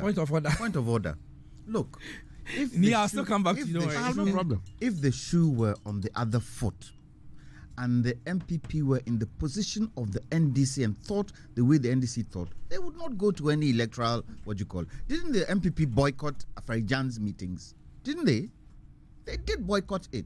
So if there is a problem, a challenge, especially when you have two major political parties like that, there has to be that listening ear. There has to be. Look, when Afarijan started his term as electoral commissioner, there were so many problems. So many problems with the parties. MPP, NDC. Yes, he supported one party against the other. But you could see, as he transited into, years, he became the kind of electoral commissioner who would listen. Okay, so, Lloyd Johnson, you made your point. And that is what, for me, that is what the current electoral commissioner should do. Open the doors. You see? This Okay. what you call it that NDC brought in. Open the, just listen to them. Exactly. Okay. Listen to them. Is the question, is it? Let me ask this question. Let me add one other thing. Let me add one other I'll ask the question, Okay. then you can make the comment. So the thing about it is that from your communication, I get the point that it appears you have a problem with Madam Jean Mensah as a person, and not the fact that the institution she is representing has breached any of the rules that bind them, because it's a constitutional body. The Electoral Commission is a constitutional body. So is it a personal issue with her, or is it that it's a matter of the breach of the laws that govern the Electoral Commission? You see, the EC works with a CI for the elections. Okay? After every election, the tradition is that the parties that take part in the election, including the other minority parties that also take part, even if they don't have representation, what they do is they are all part of substantive reforms and reviews of the electoral process. And that has been the standard. So we moved from an opaque ballot box to a transparent ballot box. The other time I was making the comment that if the NDC never wanted electoral reforms in this country, we would perpetually be in power, because we would still have been using opaque ballot boxes. You can go to hell. You could have shouted from the roofs, we were in power. If we wanted to maintain the way we wanted to do things and show you that we were in power, you could move heaven and earth. We will have opaque bosses. As after all, Togo has had how many years of elections and how many the same president in power. It is about opening up a system, because we want the ideal. We want a democracy that can stand the test of time. Her moving around with 10 or 20 soldiers and what is all this? You cannot. No. I'm coming. You see, it is, listen. She is a public servant. Even the Chief Justice, his convoy does not equate to the Electoral Commissioner's convoy. You see, it's about perception. You make it look like you are entrapped. That you are. Look, I'm not saying her safety. Is it not a matter of security rather than the Ghana police cannot provide? The Ghana police cannot provide protection. But there's the matters of it's security. Not about us. See, the thing is this: you have an electoral commission that is basically almost inaccessible. You understand? You have an electoral commissioner that is almost inaccessible. You understand? Dr. Afarijan paraded what happened. What didn't the MPP say about Dr. Afarijan? What didn't the MPP say about Mrs. Charlotte say? The risk situations are not the same. Oh, please, exactly. The risk situations in terms of security analysis. When John Mahama was president, commander-in-chief of the Ghana Armed Forces, okay? What are you talking about? What security? What is it that he could not have done as president if he wanted to really go the route of other neighbors that we've had? We must let her understand that she's a servant of the people. You understand? Even ministers, National Security Minister, I wonder how many soldiers, the National Security Minister, I wonder how many soldiers. You cannot tell. Oh, please. Look, I have had interactions with even the BNI director. Okay. They sometimes drive alone and walk alone in town. Even former presidents who has more security problems than a former president. He drives, President Mahama. He drives sometimes alone in town. You, the electoral commissioner, you are guarded by about I don't know a platoon. What is it? You don't know what this is. What is it? Thank you. Okay. I mean, this issue about what is it? Security. Let me finish. I'm almost landing. You've had all the time. No, I'm almost landing. Just give me 2 minutes. Just give me 2 minutes and let me. Hold on. Let me give me 2. I know it's getting heated, but hold on. Give me 2 minutes and let me finish. Hold on. My point is this. You've been when he interjects, I'll let you respond in the 2 minutes. Let me just makes the conversation. Let me just finish my 2 minutes. He can have the floor. You know when he's talking, I don't have a problem with. Yes. My point is very simple. The EC is a public institution. It must engender public confidence.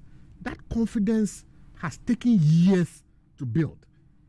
If we are not careful and we don't allow for open dialogue, you understand, so that the key players are able to say that, look, moving on, because you've had an election, and so whatever the election results were, it doesn't matter, it's gone. But we can still review what had happened and say that, look, these are ways of improving the system. You must be accessible and you must lead that discussion. And if it means going to the headquarters of both parties, see, the thing I believe that she misses is that it makes her work easier. You understand? But I thought she has done that. No, I'm coming. She's met with your post-election. Yes. Post-election, she's not met anybody. Oh, she wanted to do it post-election, not before the election. The election has happened. You understand? My advice, free, she can take it or not, is that she must take the lead in ensuring that election confidence is guaranteed in the elections that she runs. So that when the results come, nobody will even bother to look. If you are engaging the political parties, you, the electoral commissioner, you make it a point of going to President Mahama and saying, now look, elections are over. We went to court. If she says she wants to meet President Mahama, she went to his office to meet President Mahama with the NDC leadership and says that, look, I ran an election. I know you have concerns. I want to call a stakeholders meeting at a time and place of your convenience. You, the MPP, come and sit down. Tell me your problems. Bring your suggestions. And you do it with the media and everything there. What you do is that you make it impossible for the NDC. She came up with a review committee meeting and retreat, and you didn't attend. Okay, so you see, we had said that, look, we had particular problems especially with the debts and all that. We have gone to do a constitutional review exercise ourselves. We've brought proposals.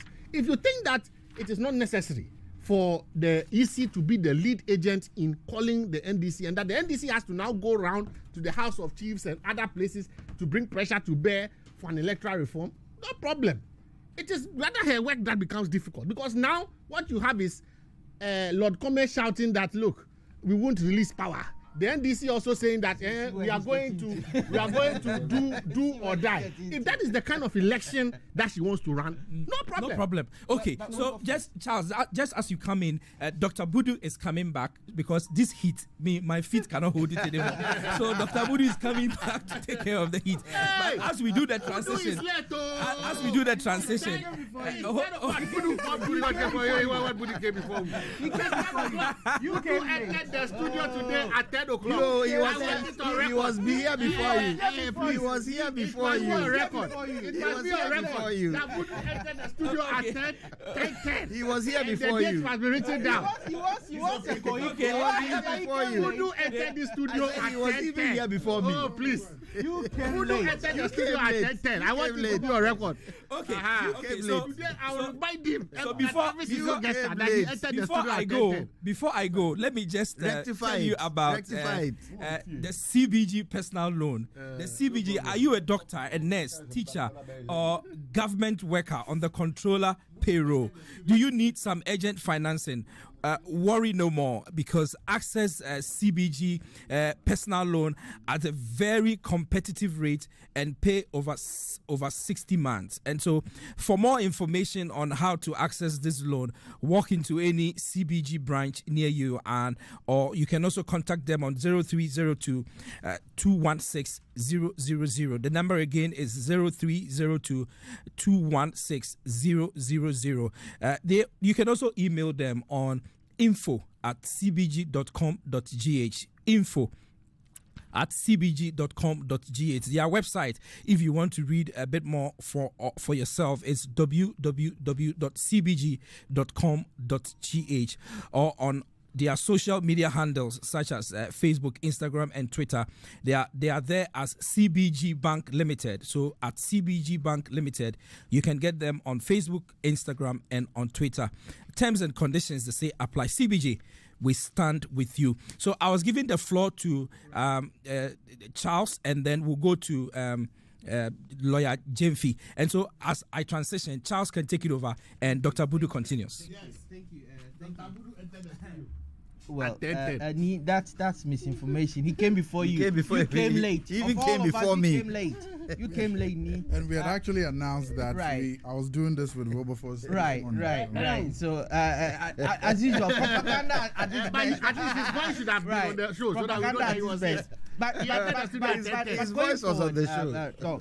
You see, I don't get it when Nee tries to create an impression that a public servant is going about with military convoy and all that. In respect of the EC chairman. Of the EC chairman. Why is it not a fact? But you see, if we have to go that route, you see, we were in this country when the chairperson of a political party in power was moving with military convoy, not even a public officer. The chairperson, by virtue of being the chairperson of the ruling party, I'm talking of the chairperson before the current chairperson of the NDC, was moving in military convoy, stopping vehicles. He's late now. It's a fact. It's a wild. It's a fact. Every national chairman has a BNI bodyguard. It's a fact. Your national chairman has BNI bodyguards. This one was moving military vehicles with full regalia and all that. I mean, and you sit here and you talk about EC chair moving with just a few security personnel. But you see, the substantive issue is, I believe, in all honesty, the EC chair was talking about the election. Yeah. She stated the parameters within which she was talking about. And these are facts that are very clear for all to see. We were able to reduce the cost of the elections. Her team was able to conduct it in a transparent manner. The team was able to improve upon voter turnout, even in the midst of all the problems or the challenges we had last year, 2020. Yeah. And it was fully funded by Ghana, government of Ghana, with no donor funds. The very first time, no donor funds. So we have made some historic achievement. So if she's talking about that, I believe we should give it to her. It's not about praise singing or self-praising. Indeed, if you listen to her entire statement, towards the end of it, she acknowledged some challenges.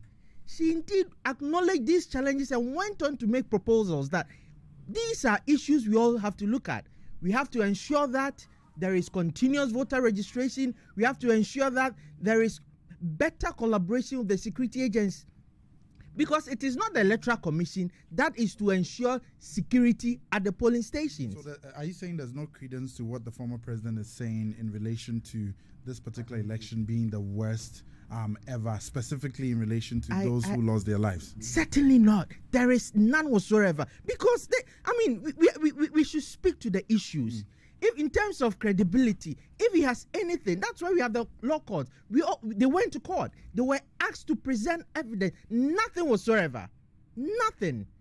If it's about the cost effectiveness of it, we have the figures. If you have anything contrary to what the EC is saying, they are saying they brought it from 13 USD per person to 7.7. If you have any figure contrary to that, you bring it out. So we discuss it. Yeah, but you don't just ramp it up. But what the former president was saying, if I heard correctly, is that this seems to be the first time in our elections that you can see that there's a sort of militarization of polling stations and constituency collation centers with visible armed forces or the soldiers there to as a means of intimidating people and things of that sort.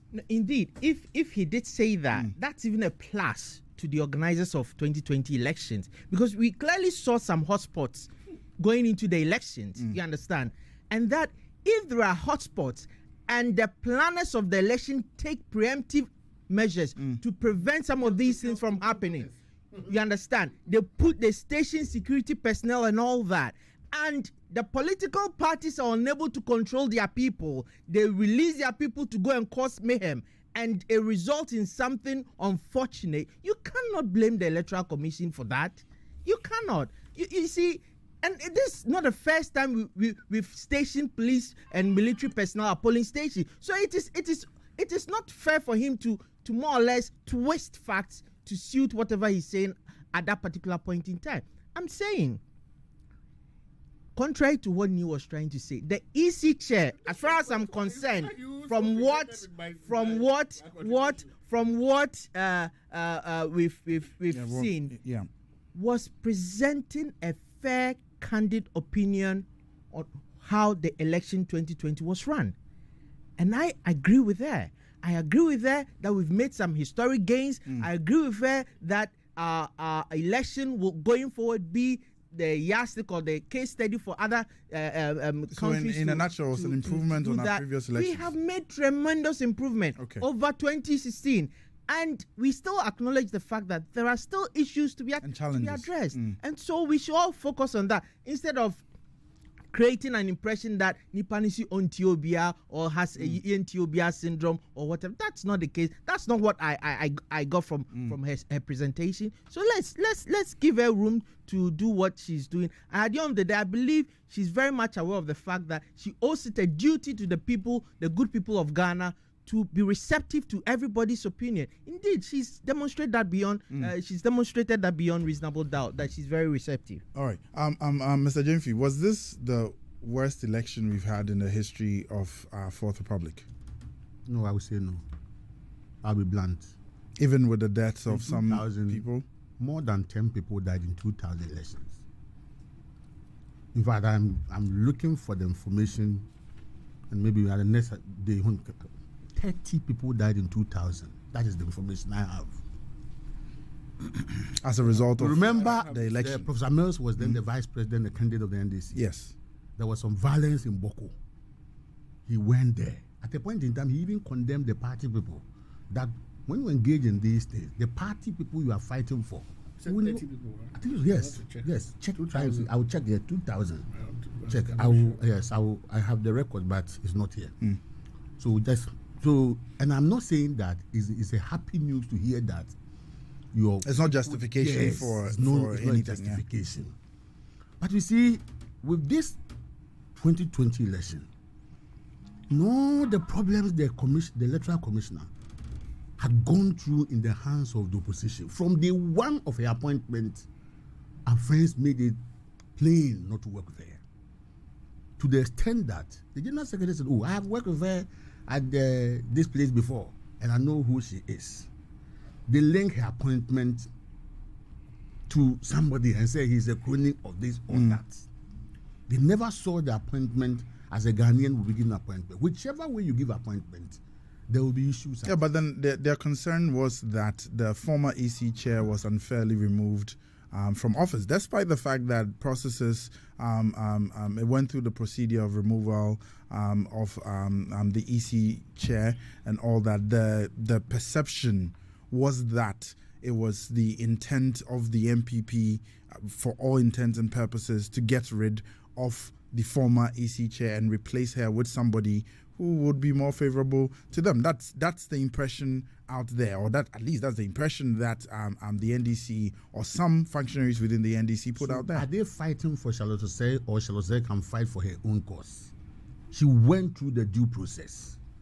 Complete hearing was done.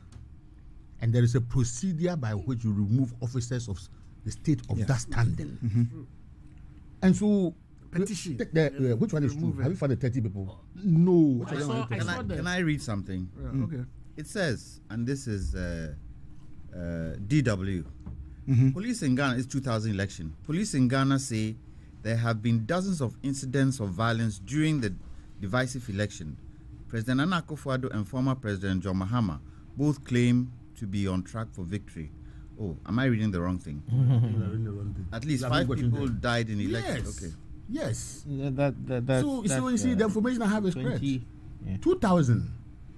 Was it 2020 that you're reading? Or I'm reading 2020. Is it 2020 that you're reading? I'm reading 2020. No, 2020 is not 2020. We're talking about We are talking 2000. about 5 people killed in Ghana election violence. News, That's DW. 2020. 9th of the 12th, 2020. 20, yeah. No, I'm not No, talking so, about 2020. yeah, so what he was saying was that 2000. in the year 2000, there were some I reported. have that newspaper and I'll look for it. Yes. But I'm saying that is not a justification for Yes, deaths. definitely, At least yeah. 2000 to now, we've made progress.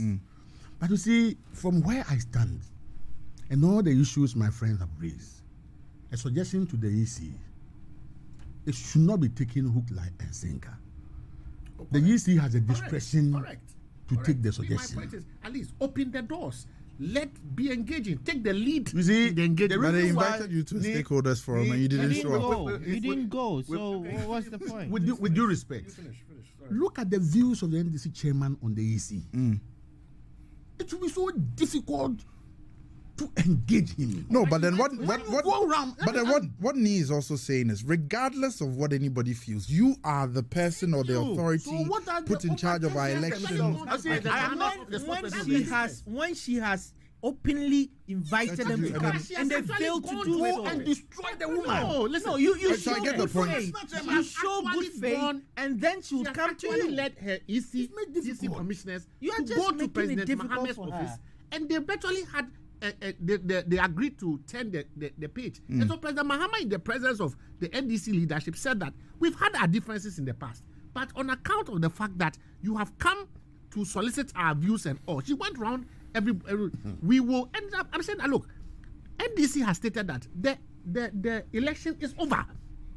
He has lost, but you must at least engage again in respect of the future election. Okay. Other than that, look, I am saying that if the tensions are low, it makes her work easy. Yeah. Unless we like a tension-packed election, I don't get it. All right, so let's wrap up this conversation because there's one more thing we need to talk part about. of my question. If they admit that statement was wrong and they are turning a new leaf, it's good for all of us. But you have a national chairman of a political party, gather young people, say, take this person on, destroy him, and I'll give and we shall put it on the president. It hurts.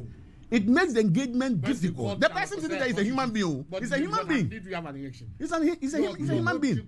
The former what was called a prostitute. What did you read here? By prostitution, let's go and destroy the person. Somebody's wife. Somebody calls your wife or this thing. You'll be happy. Let's not trivialize these issues. You see, the point is, it's good we're talking about exactly. This. We've learned You must also lessons. watch We've the way learned we lessons as a country. We are all stakeholders when it comes to elections in Ghana, and so it's good we're having this conversation. I believe that the EC has its own timetable, and as part of it, they will be engaging as they've been doing in the past. So let's create that impression that, well, we are receptive to whatever invitation we'll be given. We are willing to cooperate with you, and that will set the tone for more peaceful elections going forward. I still believe that the EC should bend backwards when such a thing happens. I still believe so. Because what? You are there to make sure that we have a fair and transparent process. Fair and transparent election. So even if the political party, say the CPP, say they are not coming, bend backwards. Bend backwards. It's not a partisan thing. No. But it's very difficult to do that when the people openly defy anything. It doesn't openly. become. Listen. Charles, listen. The people who are supposed to see how the EC is handling issues are the citizens of this country. True. If you bend backwards, the people will see what you are doing. And wait. If you bend backwards, the people see what you're doing. If the NDC now come up, they'll say, shut up. This is what the EC did and you didn't respond. But don't of engagements go on behind the scenes. Well, then let us know. Let us know. A lot. But you see, when people openly take a stance, no matter how low you bend, what stance has the NDC? And that's why I am happy now. They acknowledge the fact that, well, we had differences with you. We are moving forward. That to us is good. You see, we should all move forward. You see, and the challenge, Charles, the challenge I have is that it repeats with any other political party that comes into power. It's not sustainable. If it so happens that the MPP were in opposition, a similar thing would have happened. That's what I'm saying. So we need to move forward. We need to move forward as a country.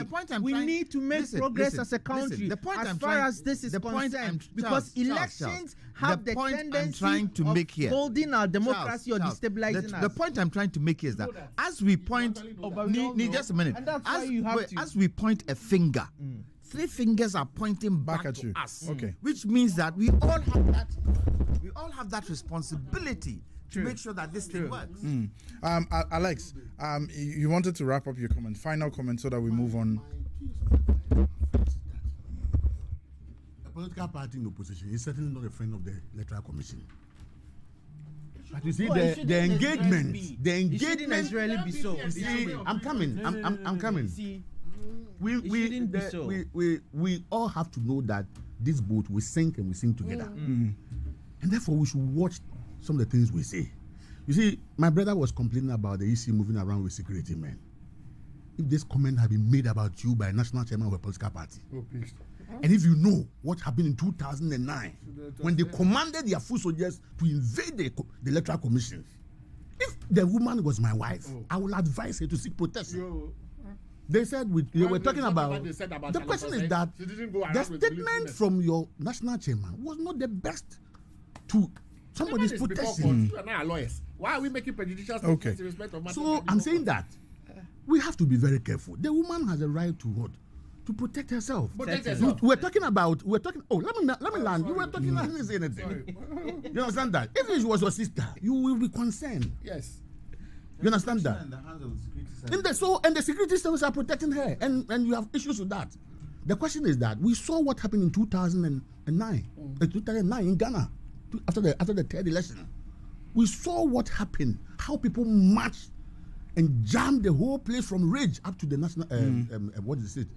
EC's headquarters. Yeah. This idea of soldiers around the election and all those things, it is not impact. You saw the report that your brother read. Most of them were not engineered by the police. They were guns and those things fired by civilians who probably crowded the collation centers. Yeah, we need to educate our people. We can go there. The guns that shot. The report was read here. I am speaking to the report. Were made by the people. Civilians shot. Oh, your brother who was hosting the program read it. I am not saying that it is. I think Tachiman that the police fired them, but some of these places were fired. Oh, you wrote the report here. Central region. The gentleman who fired those shots was from the MPP security setup.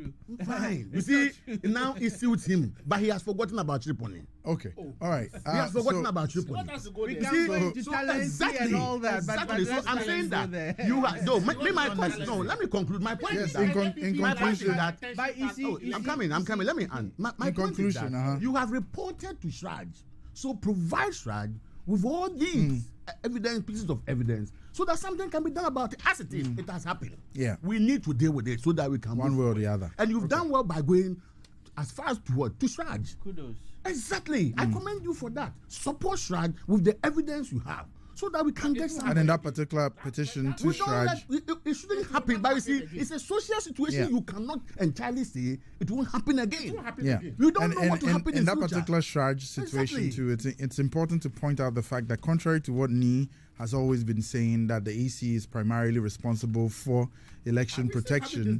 The NDC members of parliament who presented that report or petition, however it's couched to Shraj, clearly indicate those that they felt had responsibility for the election. The EC was not.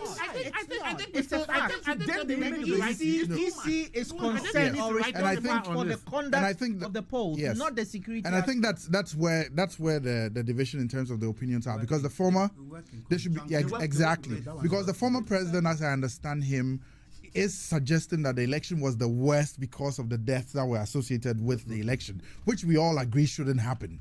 But the EC chairperson, on the other hand, is saying that it is primarily not her responsibility or the EC's responsibility to provide security. Yes, they work with the law enforcement agencies, but it is not their duty on election day to be policing. That's exactly what we've been talking about. That's exactly what we've been talking about, because we said I'm unfortunate. It's unfortunate. I cannot let it go just like that, because if you're an event organizer and something happens within the context of an event that you organize, are you saying that I cannot hold you liable in court for it? The event is a state event without a state entities providing the security. That's not the case. In this particular matter, oh, just a minute. Oh, come on. I'm preferring a legal opinion. I can also prefer my opinion. You cannot challenge a legal opinion. Not challenging your opinion. I'm making a legal point. The fact that you are making a legal point does not necessarily mean that your point is right.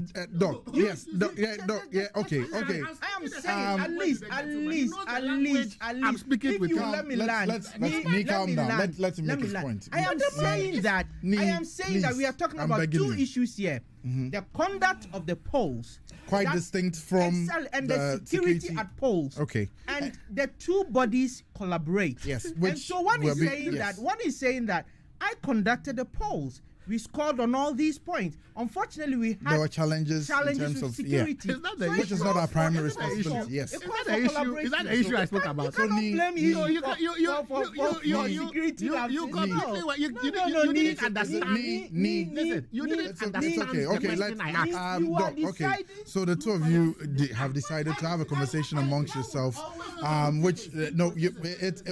we talk over each other and we talk over one another, it's difficult for our listeners. It's difficult for our listeners to hear us. So, but listen, we also have a duty to educate the public. I raised a very simple point, and I think that my very good friend must listen.